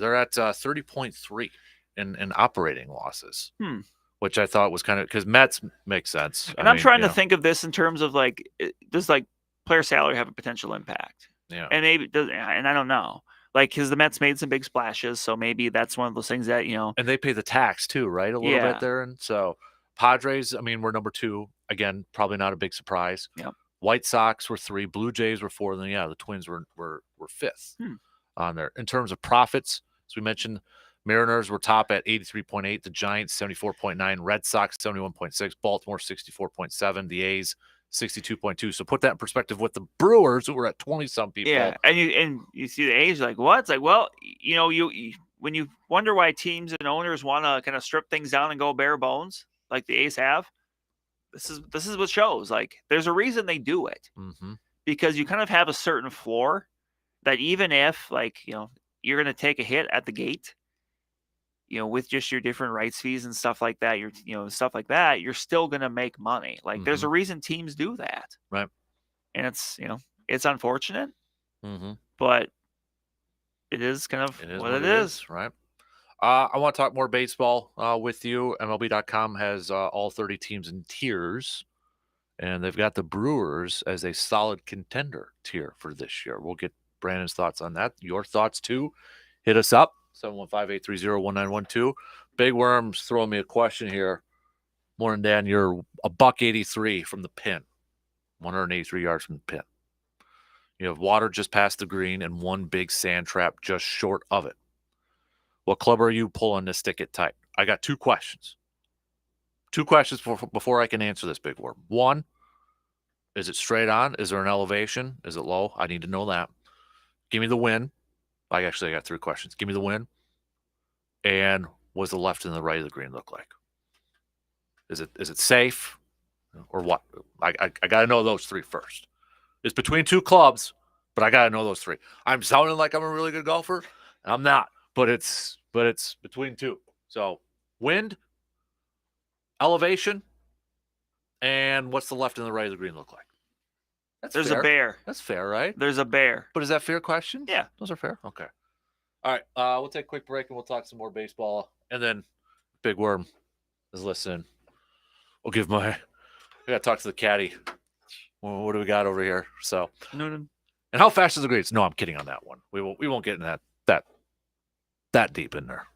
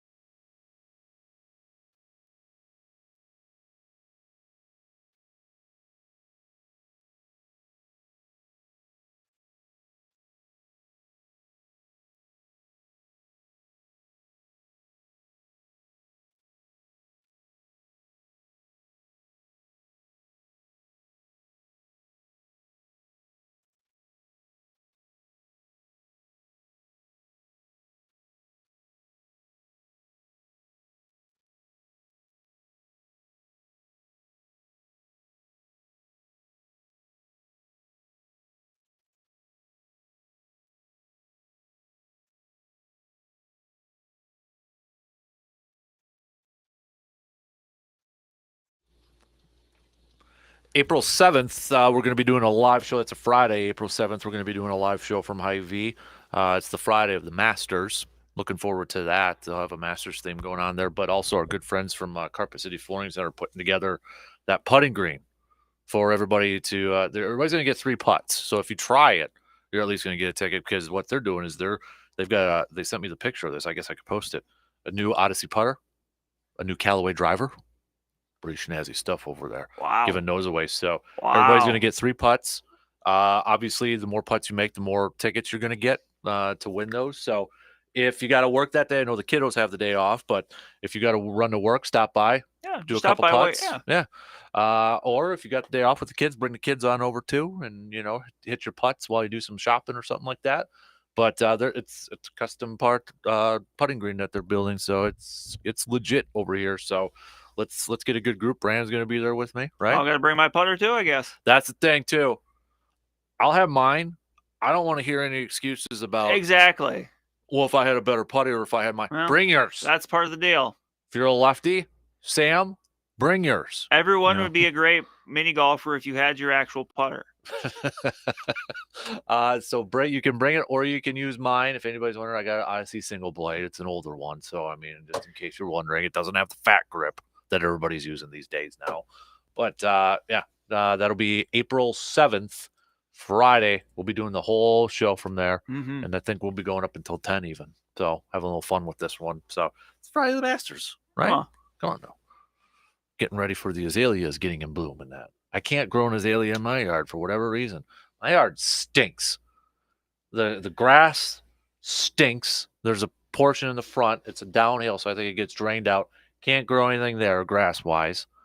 And then I got the creeping Charlie in the backyard. My azalea won't grow in the front yard. I need help. I don't have a green thumb. Does your driveway have like the trees over the top of it? Used to, but we cut those babies down. Welcoming you in. Oh, don't say that, because now I'm regretting that we cut those down 2 years ago. Yeah, because they were kind of like that a little bit. But then I was worried about, them falling and hitting the car and that. So Other question. Oh boy. Is it for this Friday, is it going to be suitable for me to just play the CBS Masters theme while people are putting? I think we can do that. Have it on loop the whole time and just annoy everybody. Maybe Hy-Vee can just play it over their speakers the whole time. A few years ago, it was a bachelor party in Milwaukee, and we did some high stakes mini golf. And as we're going through the course, that's what I had playing on my phone. Nice. So as we're just it was pretty fun. You know what? I'm getting some ideas here. We are going to have a camera on it too, so everybody's going to be on camera. We're going to be broadcasting that thing. So showcase. So look pretty. Look very pretty. All right, Big Worm. He's going. Wind in your face, about 5 miles. Green is downhill. Reading left to right. I'm pulling out my 7 then. I'm going to pull up my 7 iron, not wood. 7 iron out there. That's what I'll go with. So, all right. Hey, we only got a few minutes left to the top here, but tiers for this upcoming, because we are officially under a week away now from the Brewers opening When day. I'm here next Friday, we'll be talking about the season opener and the season. Hopefully. Hopefully. So far, weather looks okay. Yeah. Looks cold, but clear. I don't think that we'll have any sun delays for opening day. I don't think so. But MLB.com has their 9 tiers of contenders in 2023, Brandon. Tier 1, World Series or bust. Astros, Braves, Mets, Padres, Phillies, Yankees. No Dodgers on there. Tier 2, they've got get a little deeper this time around. Blue Jays, Cardinals, Mariners. No Dodgers. Tier 3, coming. Look, they're still the Dodgers. Dodgers by themselves at Tier 3. It hasn't been a good offseason, but sleep on one of the best teams of all time at your own peril is what they put on there. Tier 4, solid contenders. That would be the Brewers, the Guardians, the Rays, and the Twins. Would you put the Brewers in a solid contender status for this year, Brandon? Yes. Okay. Yeah. That was it. I think that's pretty simple. I mean, they're a solid contender to win. Contender for playoffs or? Yeah. Okay. But, I mean, they're a contender to win the Central. They're not the favorite. But, if the Cardinals are, I would say, like 50%, I would say the Brewers are probably like 35, 40%. Would you say the Brewers and the Cardinals are kind of the opposite, where a lot of it, the Cardinals is the offense and the Brewers is the pitching, and Yes. that's the weaknesses? Yeah, if you could combine those two teams, that'd be a heck of a team. Yeah. But yeah, you're right. I mean, the Cardinals have some heavy hitters in their lineup. Goldschmidt, Arenado, even though they couldn't necessarily do that in the WBC final.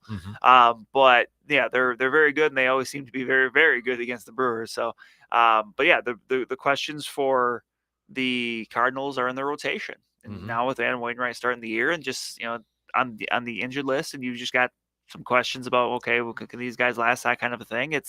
Those are questions the Brewers don't necessarily have, but they may have in the lineup because they don't have a Goldschmidt or an Arenado. Right.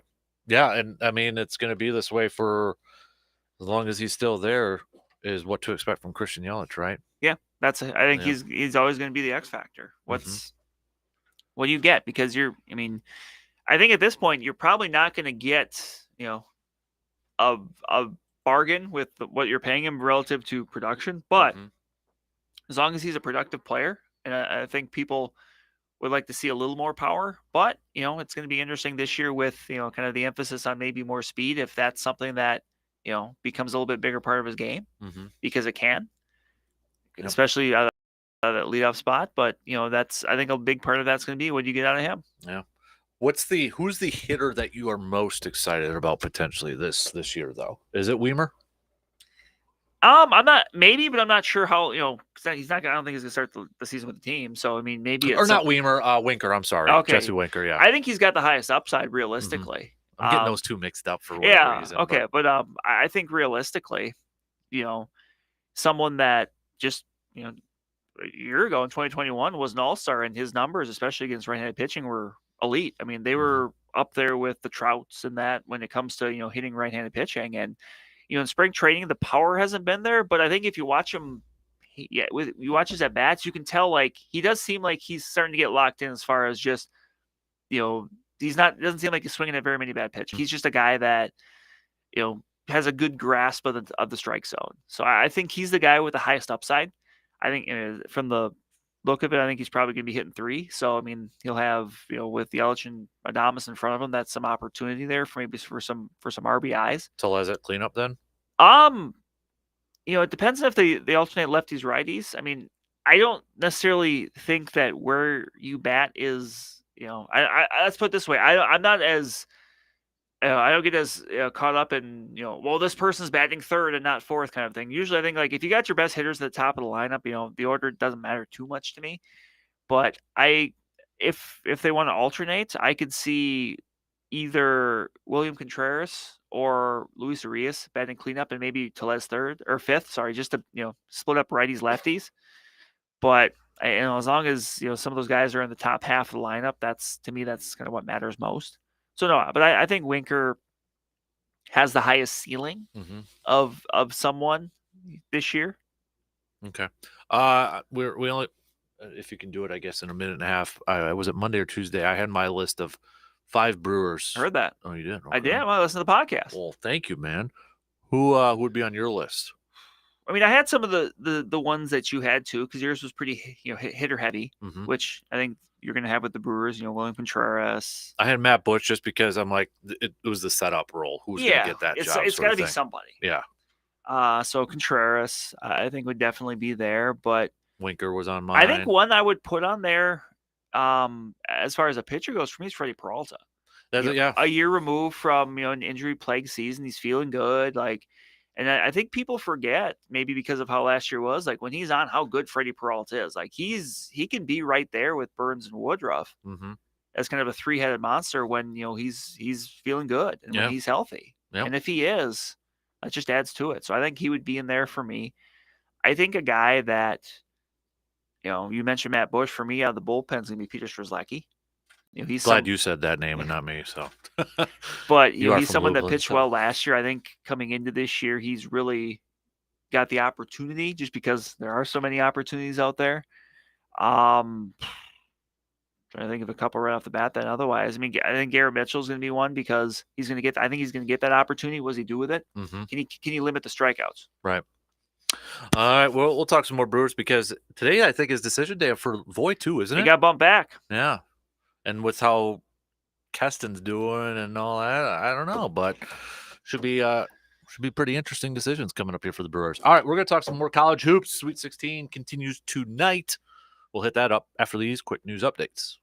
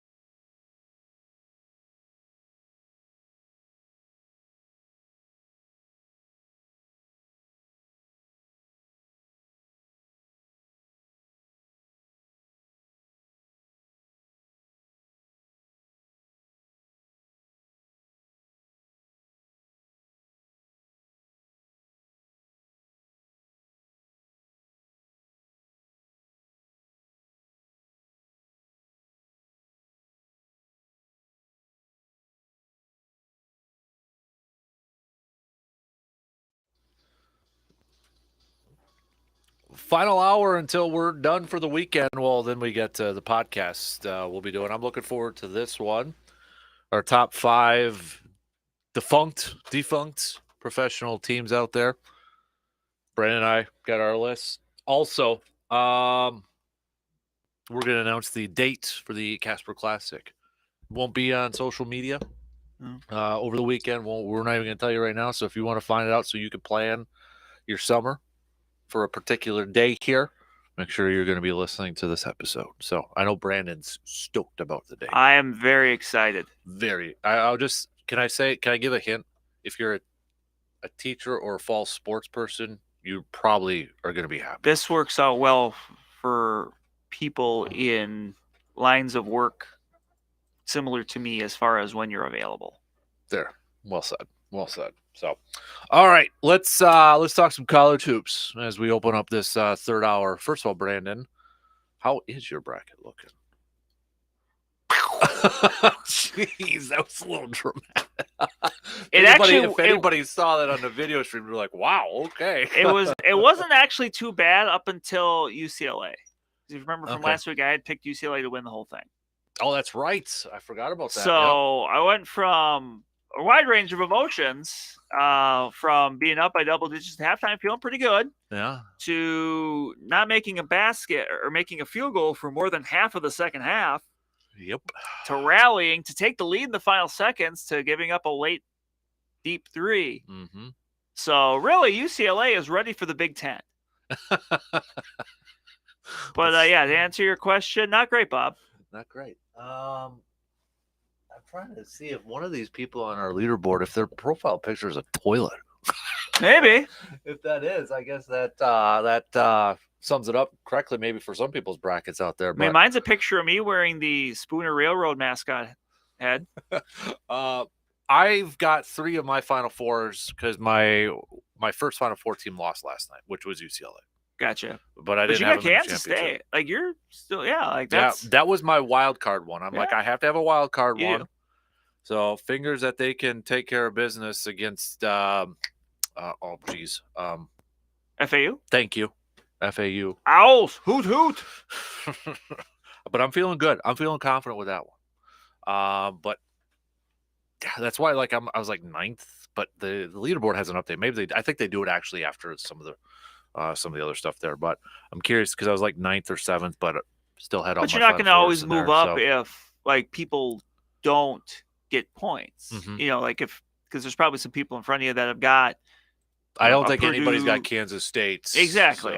So I think you're standing to make some points there. I'm feeling good about that, but nonetheless, I'm still a little nervous about Houston. You know, especially like a Houston-Texas matchup. I wouldn't be upset if I have Texas and Houston playing each other, but a little strategery here. I wouldn't be upset if Texas lost. I'll just put it that way. Well, part of the reason my bracket survived for a while was because the big teams that lost, Purdue and such, I had them losing like the round after. Right. Like I had Purdue losing in the second round. So them losing right away, that's fine. Mm-hmm.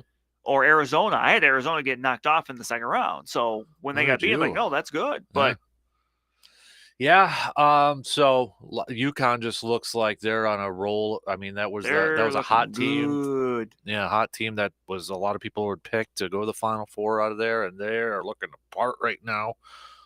So that's going to be a good game between them and Gonzaga, I think. Yeah, that's going to be a fun one for a spot on the Final Four. As we mentioned, Kansas State and FAU. And then tonight, we got both the 1 seeds who are left in the tournament, Alabama and Houston. Intriguing matchups, I think. I think San Diego State and Miami can give a little bit of a fit for both those ball clubs. Yeah, San Diego State's a really veteran team. Mm-hmm. So, I think they'll maybe be able to kind of weather the storm when things go bad. Right. Yep. And then, with Miami, I mentioned it before the bracket, they're always the one team that I'm like, geez, it's like they're always like the pesky team sometimes. Like, I can see them going far, but then sometimes when they may not like go as far as you thought, they're always like, Larinaga has done a fantastic job with that program ever since his days with George Mason. So he has done a great job over there. I could see them giving him fits. Princeton and the Blue Jays of Creighton over there. Creighton is one team. I think I had him in the Elite Eight. Did you really? Yes, I did. Kudos to you, man. Well done. I'm a believer in the Blue Jays. Nice. The best sports team in Nebraska. I think they're going to get it done against Princeton. No offense to the Princeton peeps out there, but you need to quit disparaging New Jersey college basketball. And then what's Xavier in Texas, the return of Sean Miller to Xavier over there. That was like, I thought, before yesterday, I was like, the UConn, or not, the Zags and UCLA was my favorite game. Like before the game started, I'm like, that would be like if we were power ranking them. Well, that really didn't disappoint last No, night. it did not. The second one for me was Xavier in Texas, coming up here. Texas, because one, they're a great team, but the fact that they haven't really missed a beat with Chris Beard with that whole situation, with their interim coach, yeah. And then the return, obviously, with Sean Miller to Xavier. I think that's going to be an intriguing matchup tonight too. So, even with all the Sweet 16, madness, which we should have expected, we all thought it was going to be like that, parity in that. All these Sweet 16 matchups, I think you can make the case. Now, UConn just demolished Arkansas, but leading into these games, they were looking to be like really good matchups or fun matchups. Even a 15 seed Princeton going up against Creighton. That if the Blue Jays continue to hit their shots like they did against Baylor, where it seemed like nothing was missing, and they were stopping every little run that Baylor was trying to go on, that could be a good game too. So I think this has been a fun NCAA tournament so far. Very. Outside the big time upsets with, Virginias and the Purdues and the Arizonas and the Kansases and all that. But isn't it kind of weird that when you think about it, those seems like if you were going to pick like some teams, and even Marquette, I guess too, but if you were going to pick some high seeded teams to lose early, I think a lot of people would have picked a lot of those teams to lose. Well, like you did, Purdue and Arizona in the second round. And, others had, others that got knocked out. So, maybe we shouldn't be too surprised at that point. But Purdue, I think I'll be curious, Pat Forty, after Virginia lost in the first round, I don't know if you saw his article, but really kind of going after Tony Bennett last week in that program and kind of calling the Final Four we were at, the 2019 championship for Virginia, he called it a fluke. With what happened the year before, and I think with the style of play Virginia plays, you're kind of leave yourself open to upsets because you slow it down and like you're limiting possessions, and the fewer possessions, the higher variance of what can happen. Mm-hmm. And remember when we watched that game, Brandon, what happened when they beat Auburn? They got a foul late. Yeah, that was question. You were right there when the fans were. Those Auburn fans drinking their beer out of their straws, which I've never seen before, were not happy. They were not happy. But I get in, and then they went overtime in the championship because Texas Tech gets Chris Beard's Texas Tech Raiders. Texas Tech or Texas A&M? That was Texas Tech. Texas Tech, yeah. But I don't know. And then, so you got that, but then you look at Matt Painter and Purdue, and it's like, I guess I'm not surprised. They're out of the tournament early. I don't know, but and then Kansas, I know Bill Self not being there. Yeah. Would he have made a difference? I think it would have helped, but still, Kansas is a team that over the years they've gotten bit by that too. Mm-hmm. Yeah. And then Arizona, that's just ever since, I know they were close a couple times in the Final Four. Bo Ryan and the Badgers stopped that one. Haven't really fully recovered from that.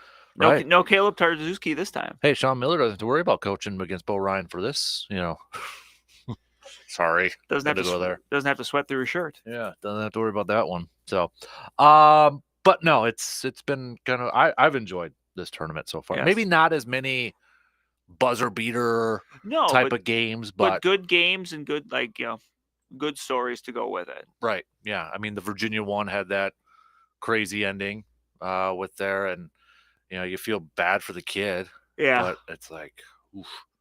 Just situational awareness. Right. Break a press. Run a play to break a press. Or use your last timeout. Call timeout.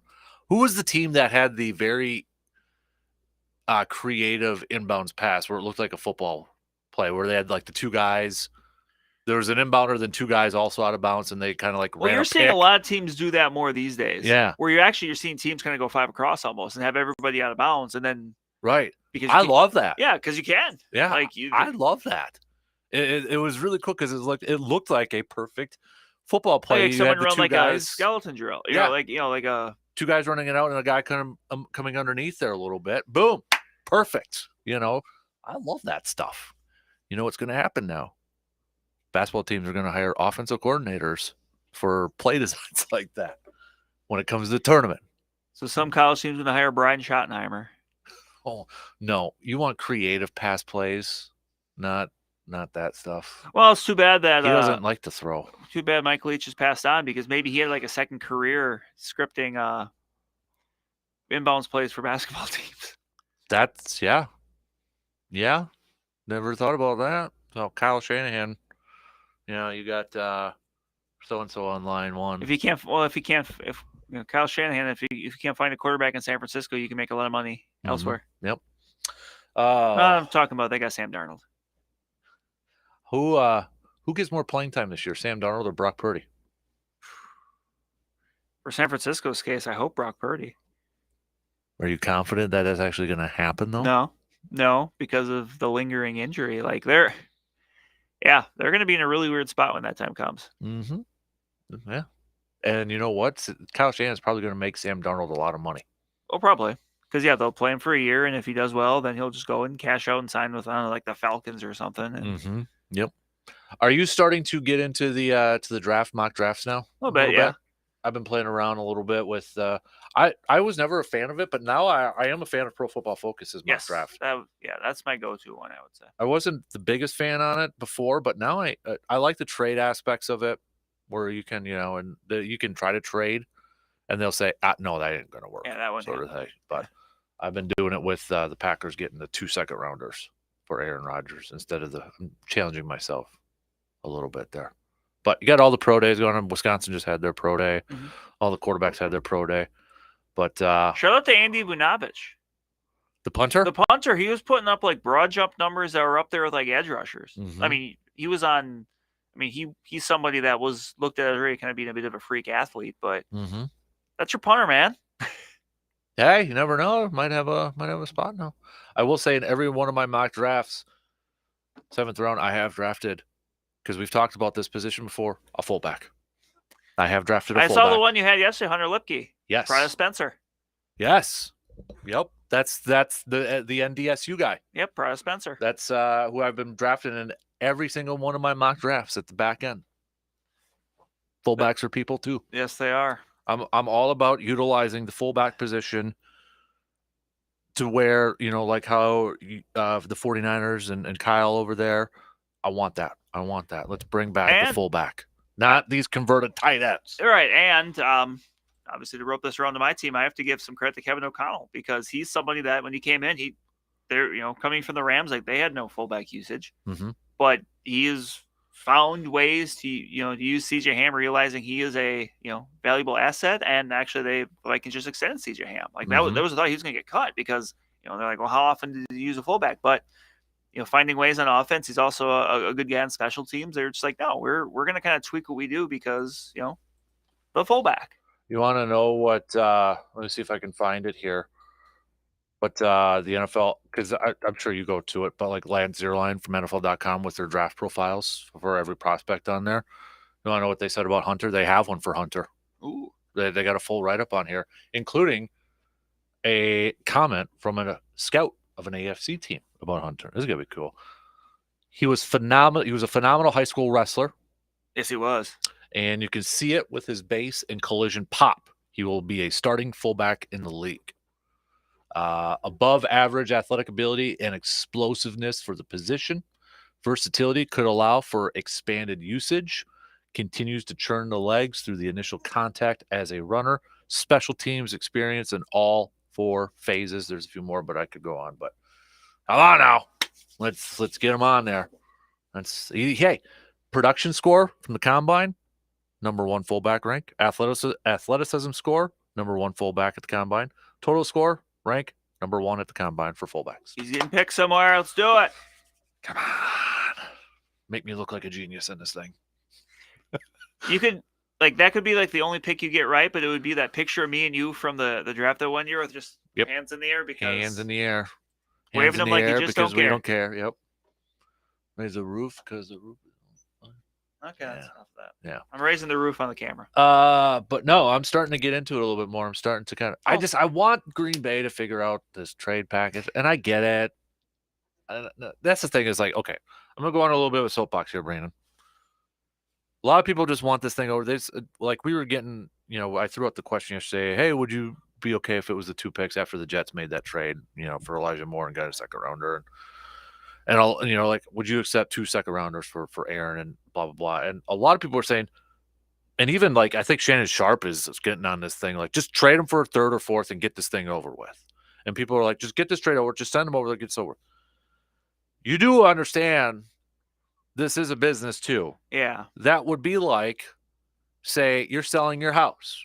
You already got a house, another one, but you're trying to sell yours. Are you just going to sell it for chunk change just to get rid of it? Okay, we just want to be done with this. We want to close. We want to be done. Right. You're still going to try to get the best deal possible, right? Mm-hmm. You're still going to try to hold out for that number that you maybe have in your mind. See, and if it doesn't work out, if it sits on the market for a little bit, then you drop the price a little bit. You're just put it in an everyday sense. You're not going to get rid of something just to get rid of it if you don't have to. You know what I mean? Like, unless you're desperate, which Green Bay really, I don't think is that. They don't really have to, like, hey, we got to move on from him by April 1st. I know. I mean, so everybody's like, just move on, get a 4th rounder, stop. That's not best business. At the same point, you'd be complaining that you didn't get enough for Aaron Rodgers at that point. Are you saying some people just like to complain for the sake of complaining? I mean, come on. I don't believe that for a second. It's just like, what are we doing? I get it. It's frustrating. I want it to be over with, for crying out loud. I hate trying, day in and day out, still here. But at the same time, I get it. You're a business person. You got to get what's best in return. Like Goody said, we got to do what's best for the Green Bay Packers. Or was that Mark Murphy? I don't know. One of those, Mark Murphy can't talk about it anymore. Which, Hey, luckily for him, there's no more WIA state tournaments for a little while. He's got a Packers tailgate tour coming up in a couple of weeks. You think anyone will ask? I will be. And if he pulls that sworn to secrecy thing again, well, I'm going to dig a little bit further. I'm going to poke the bear until I get that evil that look. That sweet honey. Yeah, that evil eyebrow look. Like, dude, who the heck are you asking this thing? You're right, I'm a nobody, so I have nothing to lose. There you go. I have nothing to lose. I hope something's done before then so we can actually maybe discuss something. Do you think he got a little talking to from PR? I think so. When he said, I'm sworn to secrecy? Yeah, come on. I mean, there's been stuff he has said throughout the years. It's like somebody's got to teach him when to say stuff, not to say stuff, or what you can say. It's like, just don't anymore. I'm so surprised he said anything that day. Mm-hmm. Because it would be easy just to be like, well, it's a process. Can't really, can't talk about its ongoing discussions, or even just, Yeah. Yeah, I don't know. It was like, of all places to choose it, no offense, the WIA Girls State Basketball Tournament. I mean, kudos to good on you. Good on you, Nick Tabber. You got it. And then that, but who was the other one? The follow-up. Yeah. Was it Nicole? I'm not sure. I forgot her name. But follow-up question. Yeah, I mean, hey, they got a lot of credit from national peeps out there, and rightfully so. They deserve it. So, well done. Yeah. But I'm gonna bring no hard stuff on stage at the Lismore. I am looking for a green sombrero, though, too. Are you going to ask your questions wearing a green sombrero? Yes. Are you going to disarm? Well, Aaron Jones wears the green sombrero, so I'm going to do that, and I'm going to put on some shades, and then I'm going to ask tough questions like that. So you're going to disarm him. You're going to think, oh, these are going to be easy, and then all of a sudden, bam! Yep. So, yeah, going in hard with the question. I can't do that. Aaron's so polite. When I interviewed him at Super Bowl, yes, sir. No, sir. Yes, sir. No, sir. I can't. But I'm going to have a little fun with it, too. I just hope something's decided then, because then... So then you actually have something to talk about besides that? Yeah. Because that's all it's going to be talking about. But I about. wouldn't be doing my job if I didn't at least ask you have to. Yeah, exactly. As uncomfortable you as have it to might make be, somebody say no. Yeah. Like, you have to bring up the question and have them say, I want to address it. I want to be the next guy turning on Twitter. And I'll have the first Dan chance. Kasper. I'll have the first chance. And everybody's going to try to find me, but they're going to spell it with a C. And then they'll, not give it the proper credit. As long as I don't make Pat McAfee's mouth. And then when you're trending and people are like showing like a picture, like the golf one. It's going to be the golf one from your hole one. It's like, wow, this guy just looks It's really creepy that you still have that saved on your phone. Because you just tweeted it, a couple weeks ago? Why do you have that on your phone? Do you have it in a special folder or something like that? No, I just have a lot of unique. You got that one. You got the draft one. I think those are about the only pictures I have of you, though. I have many pictures of my friend's cat, though. Okay. Well, you do like your cat guy. but at random points, your work done. Yeah, at random points, he'll just send me a picture of his cat. So I'll send something back. So here's a picture of your cat. So you just send him pictures of his own cat back? Is that what you do? Yeah. Okay. Sometimes it's a good conversation starter. All right. Hey, here's a picture of your cat. Before we take a break and try to regroup because we're completely off on a tangent because we got to do cream of the crop here. Since we were talking about mock drafts, I don't know if you saw Charles Davis's mock draft. I did. What do you think about the Vikings drafting quarterback in the first round? I like the idea of drafting a quarterback. I do not like the idea of drafting Hendon Hooker in the first round. It wasn't Hooker. Oh, no, it was Levis. Yeah, Levis. Yeah, that was that Jeremiah? It might have been, yeah. Yeah, because there's another one. Was there? Okay. Yeah. Will Levis at that spot, because I was at 23, I would be all in favor of. I mean, I think a lot of people look at Will Levis as kind of 4th of 4 when it comes to those top 4 quarterbacks. I mean, there's questions. There's questions with everybody, but there's questions with him. But at that spot, yeah, I mean, you go for it. Yeah. Yeah. Then the clock starts ticking. It does. Kirk Cousins, right? I mean, he's got 1 year left on his deal. Welcome to our world. Well, when Kirk what then? Maybe Kirk Cousins is going to win MVP for you guys. That's okay. Cross Is that it, though? bridge. Yes, it is. I'll cross Is that it, bridge. though? I'll cross that means bridge. you got to keep him. I'll just wait until Kirk Cousins starts going on Pat McAfee every week. Well, he has been on there. He has, but not every week. No, that's. I don't know what I'm going to. Oh, I'm sure he'll still be on there every Tuesday, whether I tune in or not. I don't know if I'll do that, but yeah, that was Daniel Jeremiah's. It was. That's what I thought. Yeah, I got mixed round up. 1, which that still was like, ooh, that's a. Although I will say Jeremiah did call Packers getting love. Yeah, he did call that one, which much to the disdain of my face. I've had a lot of memorable draft moments from our parties over the years. Yes, you have. What's going to happen this year? That one too is when I went to the fridge and grabbed a Zima because I was so upset. I think I still got one left from when you bought that 6-pack. That is the maddest I've ever seen you. Was the first time I showed up and I didn't have it because I couldn't find it at first.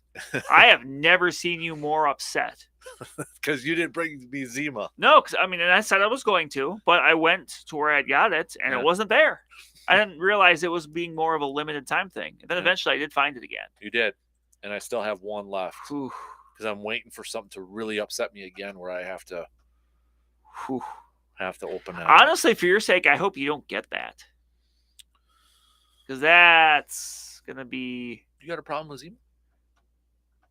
I have a problem with like 5-year-old Zima. Zima.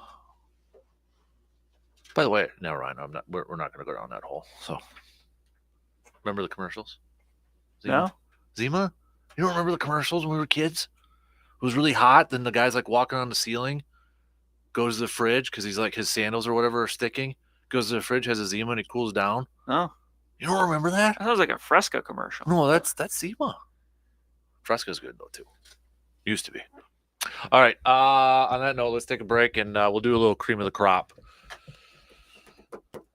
You guys can play along too if you want to do cream of the crop. Hit us up with a text 715-830-1912.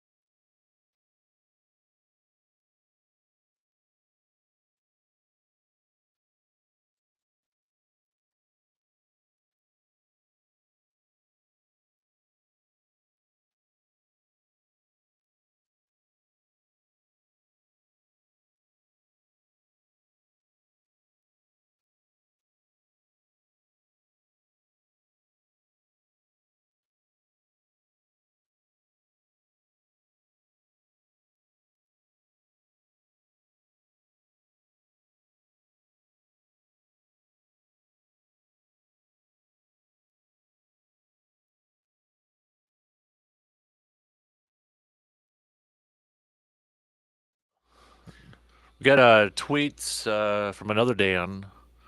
Seattle Supersonics and the Montreal Expos, 2 defunct pro teams, top 5. We're going to be doing our top 5 as soon as we shut the mics off here and start recording another edition of the podcast over there.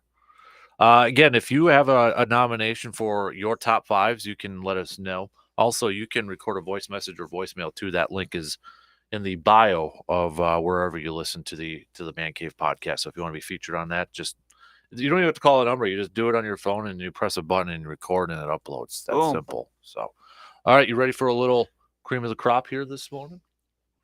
It's going to play. Come on, hotkey. Come on, Randy. There.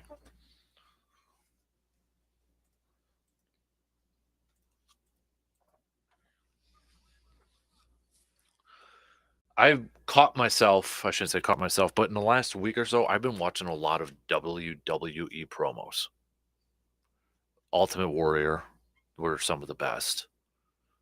Who was the best at promos, do you think, in your opinion? This is a good top 5. Is it a top 5? I think it always depends on what you're looking for. Yeah. But I mean, they're so different, too. And that's it. That's what makes it fun. Like, there's just such, what are you looking for? Are you looking for, the Ultimate Warrior who's going to talk and you're not exactly sure what he's saying, but he's very intense with it, and you're just like twirling around in a circle, Hulk Hogan.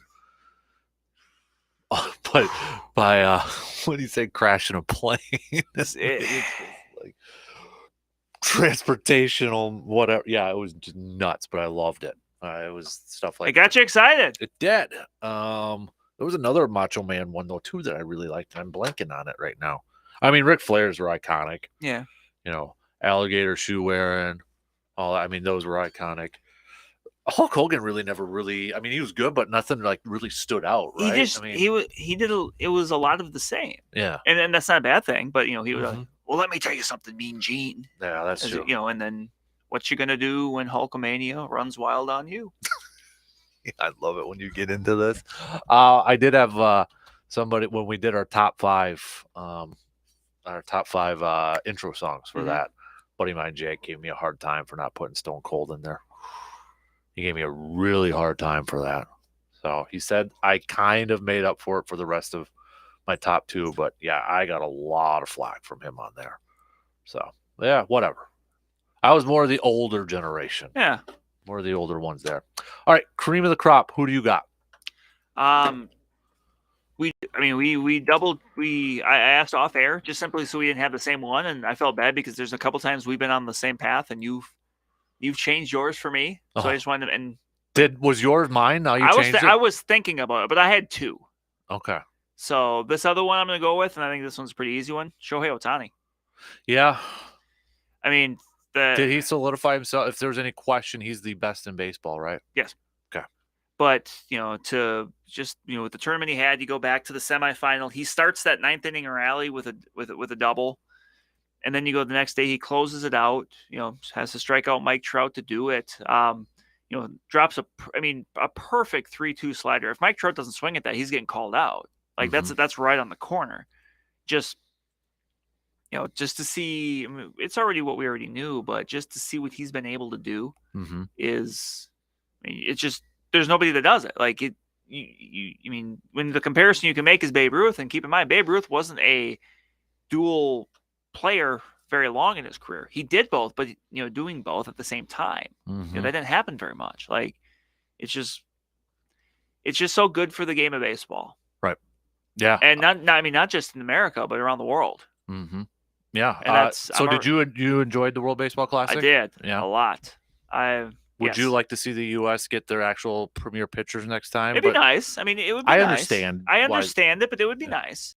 Yeah. Because you have to figure, like, if they were able to kind of get who they want, you have to figure like Corbin Burns would be in it. Josh Hader would be in it. Right.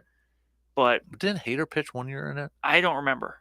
It's weird because, like, for some reason, the WBC's been around a while, but for some reason, I only remember like the last few. Like, I don't back in like 06 or 07, whatever the first one. I don't remember that. Yeah. I remember Lucroy when he was in it, watching him in that one. That was, a few years ago. But...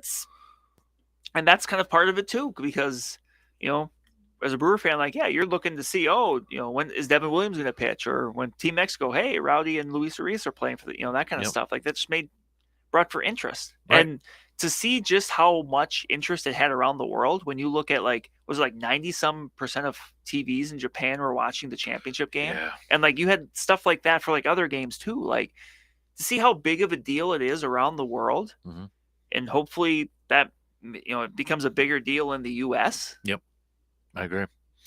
That's a good pick. That's a very good pick. I went with Kansas State and Marcus Noel last night. 20 points and 19 assists. He had some 20 ridiculous points. shots. He did. Did you see the quote fake argument with his coach and then the alley oop at the end there? That was pretty sweet. Like, yeah, not just to do that, but to have the chutzpah. Yeah. To do it in that moment. Good work. Good word. I like that. But like it's even better in slow motion too. When you're seeing the coach and him kind of going back, and then all of a sudden it's the football play where the quarterback's like, "What are we doing?" Yeah, and then suddenly they snap it to the running back. Yeah, it was so sweet. Yes, so that's going to be made. Even if they win it or not, or even go there, it'll be in one shining moment. Yes, that play has to be in there for sure. But yeah, I'm going. I mean, come on, 20 points and 19 assists, dude carried that team last night. So that's my cream of the crop from last night. So. And who knows who's going to be that player for tonight's Sweet 16 matchups? You ready to make some picks? Let's do it for a few of these games here. So we got both the 1 seeds that are going to be in action first. First up is Alabama versus San Diego State. I'm going to take Alabama. I do think San Diego State keeps it close, but I'm going to say that Alabama by like 6. I'm going to go Alabama too. I agree with you. I think San Diego State can be a little bit of a pass. They won't go away. But I'm going to go with Crimson Tide right now. Houston, Miami.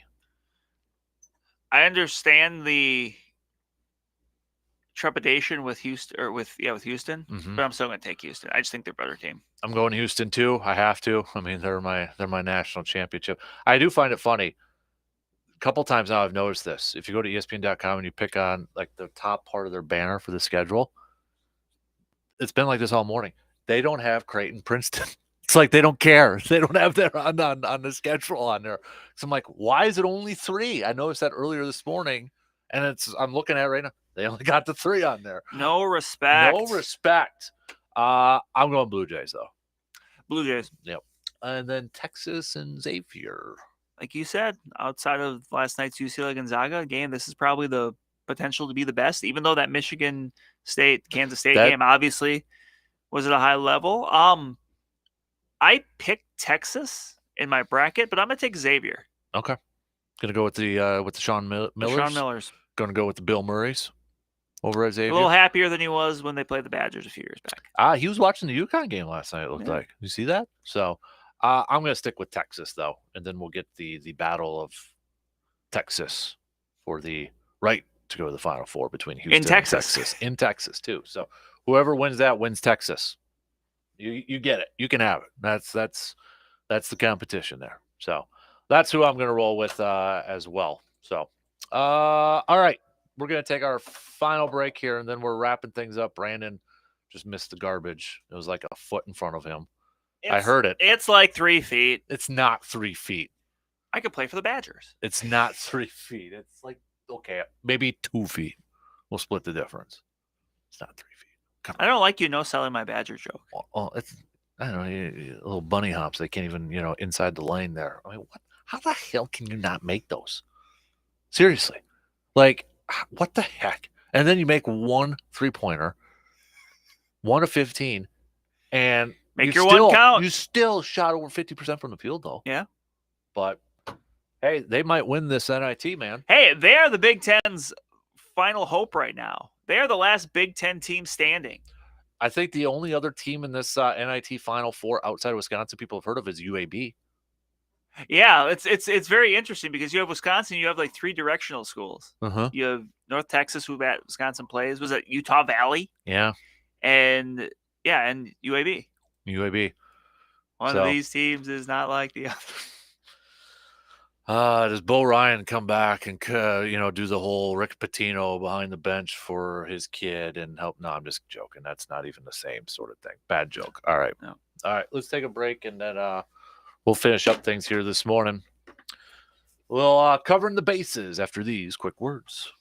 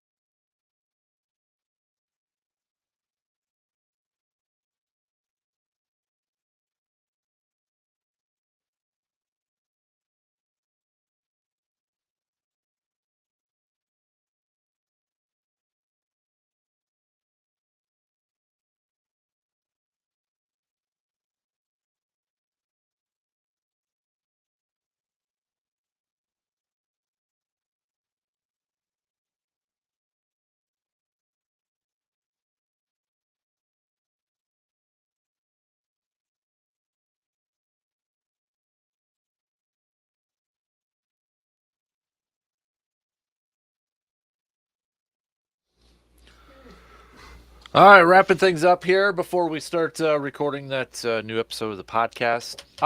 With opening day next Thursday, did you want to do a prediction, or are you still? We could still do it Friday after. We're not going to Either factor or, because everything. I haven't put one. I remember last year that my playoff predictions were pretty darn spot on. I think I had like 10 of the 12. You had Mariners, right? I had Mariners. Yep. I think maybe it was even 11. I think it was 11 of the 12 because the one team I got wrong was the Brewers. Ooh, did you have Texas, or did I have Texas? I didn't have Texas. Okay. You had the Angels. I always pick the Angels. Because you always pick the Angels. I'm not going to do it this year and watch they will make it. I'm not doing it this year. I've done it for like the last 5 years because they have to. Why do they not get in? I know why, but you have the top 2 players in baseball, and you can't get to the postseason for crying out loud. Goes to show it's more than a 2-person sport. I know, but it's like, holy moly, man. Yeah. Jeez. And they better this year because Shohei may not be there next year because he's going to get be a high. He's going to get a small Brinks truck, maybe a large Brinks truck of money. Everybody just assumes it's going to be the Yankees, and I get it. Why? I think it could be the Dodgers. Well, because they're kind of they've cleared off some space. My question, I threw this out there the other, and I don't know if this is a factor, but I'm just throwing it out there. California's closer to Japan. Yes. Does that factor in it for him? Could be, maybe. So I was kind of if he really likes California from travel wise and all that too, but yeah, to me, I think they're the favorite. I was kind of wondering the Dodgers too, but you're right, and I think this what frustrates a lot of people about the Dodgers. If you're not a Dodgers fan, because we were going through the top farm systems in Major League Baseball, Dodgers 2. Yeah, and people are like, how because the Dodgers number 2? Because they're not just investing in like Major League players; they also invest in putting their farm system together. They spend a lot of money, but there's for many reasons they spend it smart. Mm-hmm. They're not just this isn't the days of like, well, I'll just just buying every single top level guy that gets there, and then because you have no farm system, they do both. Do they? And correct me if I'm wrong, Brandon, but it seems like they don't do a lot of like big trades though either. Not really. Like the Freddie Freeman was a free agent signing. Yes. Manny Machado was a trade. The Mookie Betts would be kind of the one. Yeah. And that was more of an opportunity. Like, hey, for some reason the Red Sox don't want Mookie Betts. Like they're not going to extend Mookie Betts. Mm-hmm.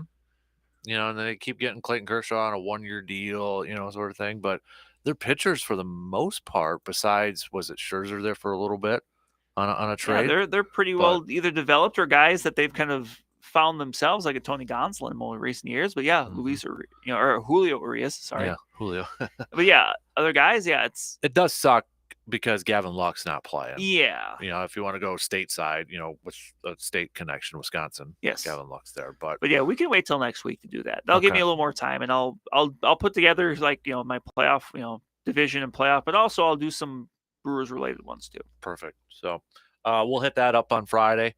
I don't think one game will change the direction for anybody. Some people might. If they lose that opener, you gotta wonder: are the Brewers just gonna sell? I can't wait if they win. All right, 162-0 is possible. The discourse. It's gonna happen. So, okay, yeah, we'll hit that up next Friday. After opening day, but still. Is Thursday the first? Or is there some teams that do open up a little bit earlier? Do you know off the top of your head? I thought Houston opened on Wednesday night. Okay, if I remember correctly. Let me double check on that. Otherwise, I can bring it up here too. I'll check this. I'm looking, but yeah, I thought they did because you're the World Series champions. Right. I'm bringing it. It's loading here for me. Oh, that's spring training. I was like, oh no, Thursday. Nope, move them. Okay. Stupid computer. It is. You're running Windows 98 on that thing? Pretty much, man. That's how we roll here. In case you haven't noticed. Nope, I was wrong. Nope. There are no it is Thursday. Okay. Yep. Yep. That just loaded up for me too. So it's all Thursday. I know they don't have a decided pitcher for the Brewers, but we all know who it is, right? Yeah, you can work backwards. At this point, you can see that it's Corbin Burns. Mm-hmm. Yep. Do we make too much of opening day rosters? Yes. Okay. That's simple enough. I mean, I used the example of 2018 when G-Man Choi was on the opening day roster. G-Man Choi I think he scored the go-ahead run in that game against the Padres, and then he set or down. he had the RBI because who was the awkward slide? He had the but and then he was gone like a day later. Like, yep. It's Wasn't it Chase Anderson with a weird slide The pitcher? I think so. Yeah, because he started opening day there. Yeah. Where's Chase Anderson these days? I think he's with the Reds. Is he? Okay. I think he signed a minor league deal with the Reds. Okay. But yes, the Brewers will be one of the first games to start on Thursday, assuming, weather looks okay, but right. That game 120 the first you can listen to it right here. That's true. Yep. Yeah, then it's the White Sox in Houston. They got the Sunday night, or not Sunday night, but you know what I mean, ESPN game. Yes. For that. So I don't like Thursday then Friday off. Do they build that because of the weather? Yes. Okay. Yeah. I mean, you look at the places where they're actually playing games on Friday, because there's a few. Miami, Houston, San Diego, LA, Seattle. Either indoors or in not very rainy climates. Right. Okay. So yeah, I get it. I don't mind it in that case, but I think it's dumb when they do it like the Brewers are hosting. When you know there's not going to be one. Exactly. Might as well just have a 4-game series. Mm-hmm. Yep.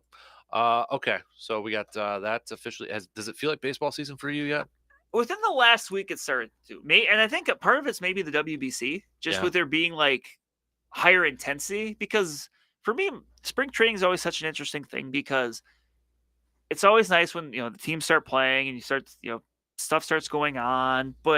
And you'd think in theory, like, for someone like me, I would try to watch every single spring training game I could because of that, and you get it's a chance to see the young prospects and stuff. But I really don't watch too many spring training games because it's just I don't know, it's just different. It just has that it's very laid back, and I mean baseball's already pretty much a laid back sport. But I don't know, within the last week, I feel like I've been like, okay, it's starting to feel like it. Yeah. Yep. All right. We got hoops tonight. We already went through the picks. Bucks are also in action tonight. Utah, Denver. 2.5 games. Yeah, 2.5 up on the Celtics. They got one more game with the Celtics coming up too. Right now they're even in the season series, so that's a big one. That's a big one.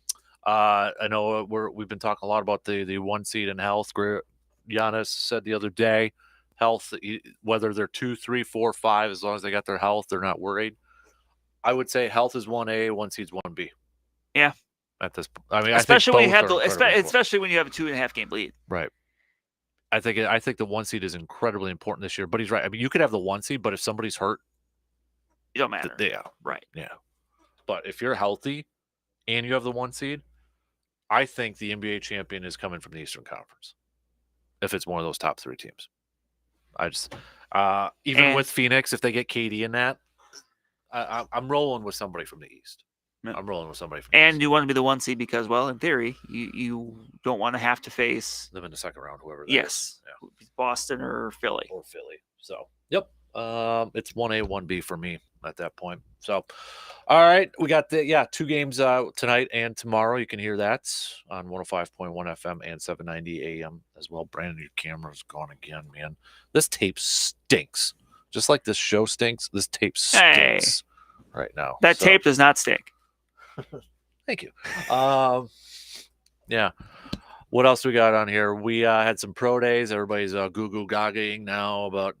I think now we're going to get into the whole smoke screen. Yes. Well, that's I even you talked a little bit earlier about the whole Hendon Hooker thing. Yeah. Or that was even like part of it. Like, and someone brought this point up, and I think it's a great point to make when it comes to smoke screen season. No team is going to tell people what they want to do. Yeah. So if it's coming out, usually it's.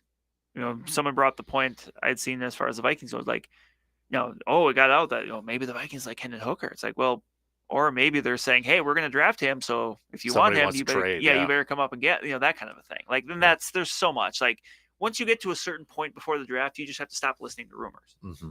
And we're pretty close to that point.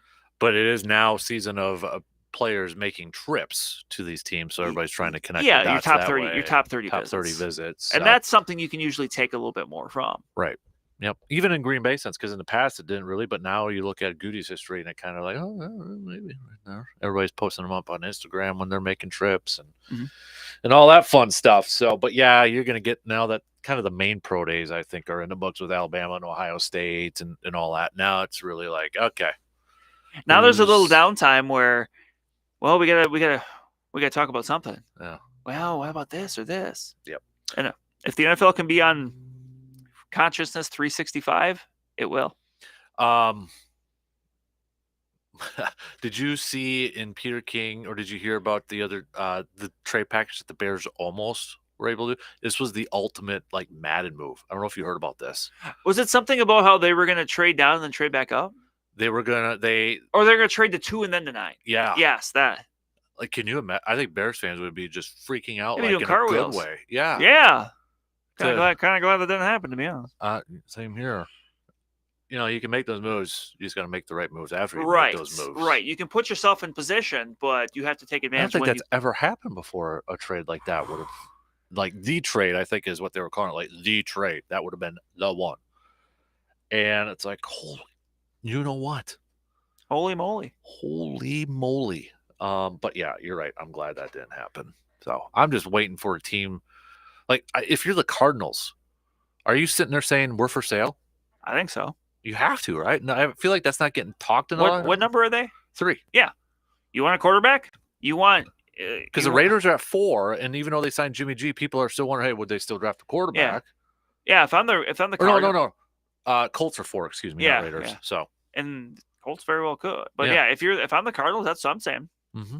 I'm like, and I haven't really heard about like, hey, or seen that, and maybe it's hopefully just for their sake. I hope they're doing their due diligence. Yeah, I mean, they haven't been doing a lot of things. Right Exactly. I mean, and who knows? But making players pay for food at the facility, which was something Byron Murphy was asked when he signed with the Vikings. He's like, "Yes, I have noticed that." There's some weird stuff that we don't even know about, and that's where I was like, "Oh, okay." That was very interesting to see, like the different things, like certain teams, like Jacksonville's got rats, and just like the certain things of like, well, they do this really well, but they don't do this so well. Mm-hmm. Yep. But hey, kudos to Minnesota; they were number 1, and this is finally number 1 on something. This isn't a knock on them too, but I do think it helps. Newer, it's all newer facilities. 100%. That sort of thing. So, but this will probably push a lot of teams to. All right, now we have to. They were getting away with it. You're almost getting publicly shamed, which, hey, you know what? If that's what it takes, fine. Yep, definitely. Upgrade. All right, that's going to do it for us. Have a good and a fantastic weekend. We're going to record our episode of the podcast right now, which includes the reveal of the Kasper Classic golf outing date. You're only going to be hearing it on the podcast, so it'll be up later on today. Otherwise, we will talk to you again on Monday. See you then.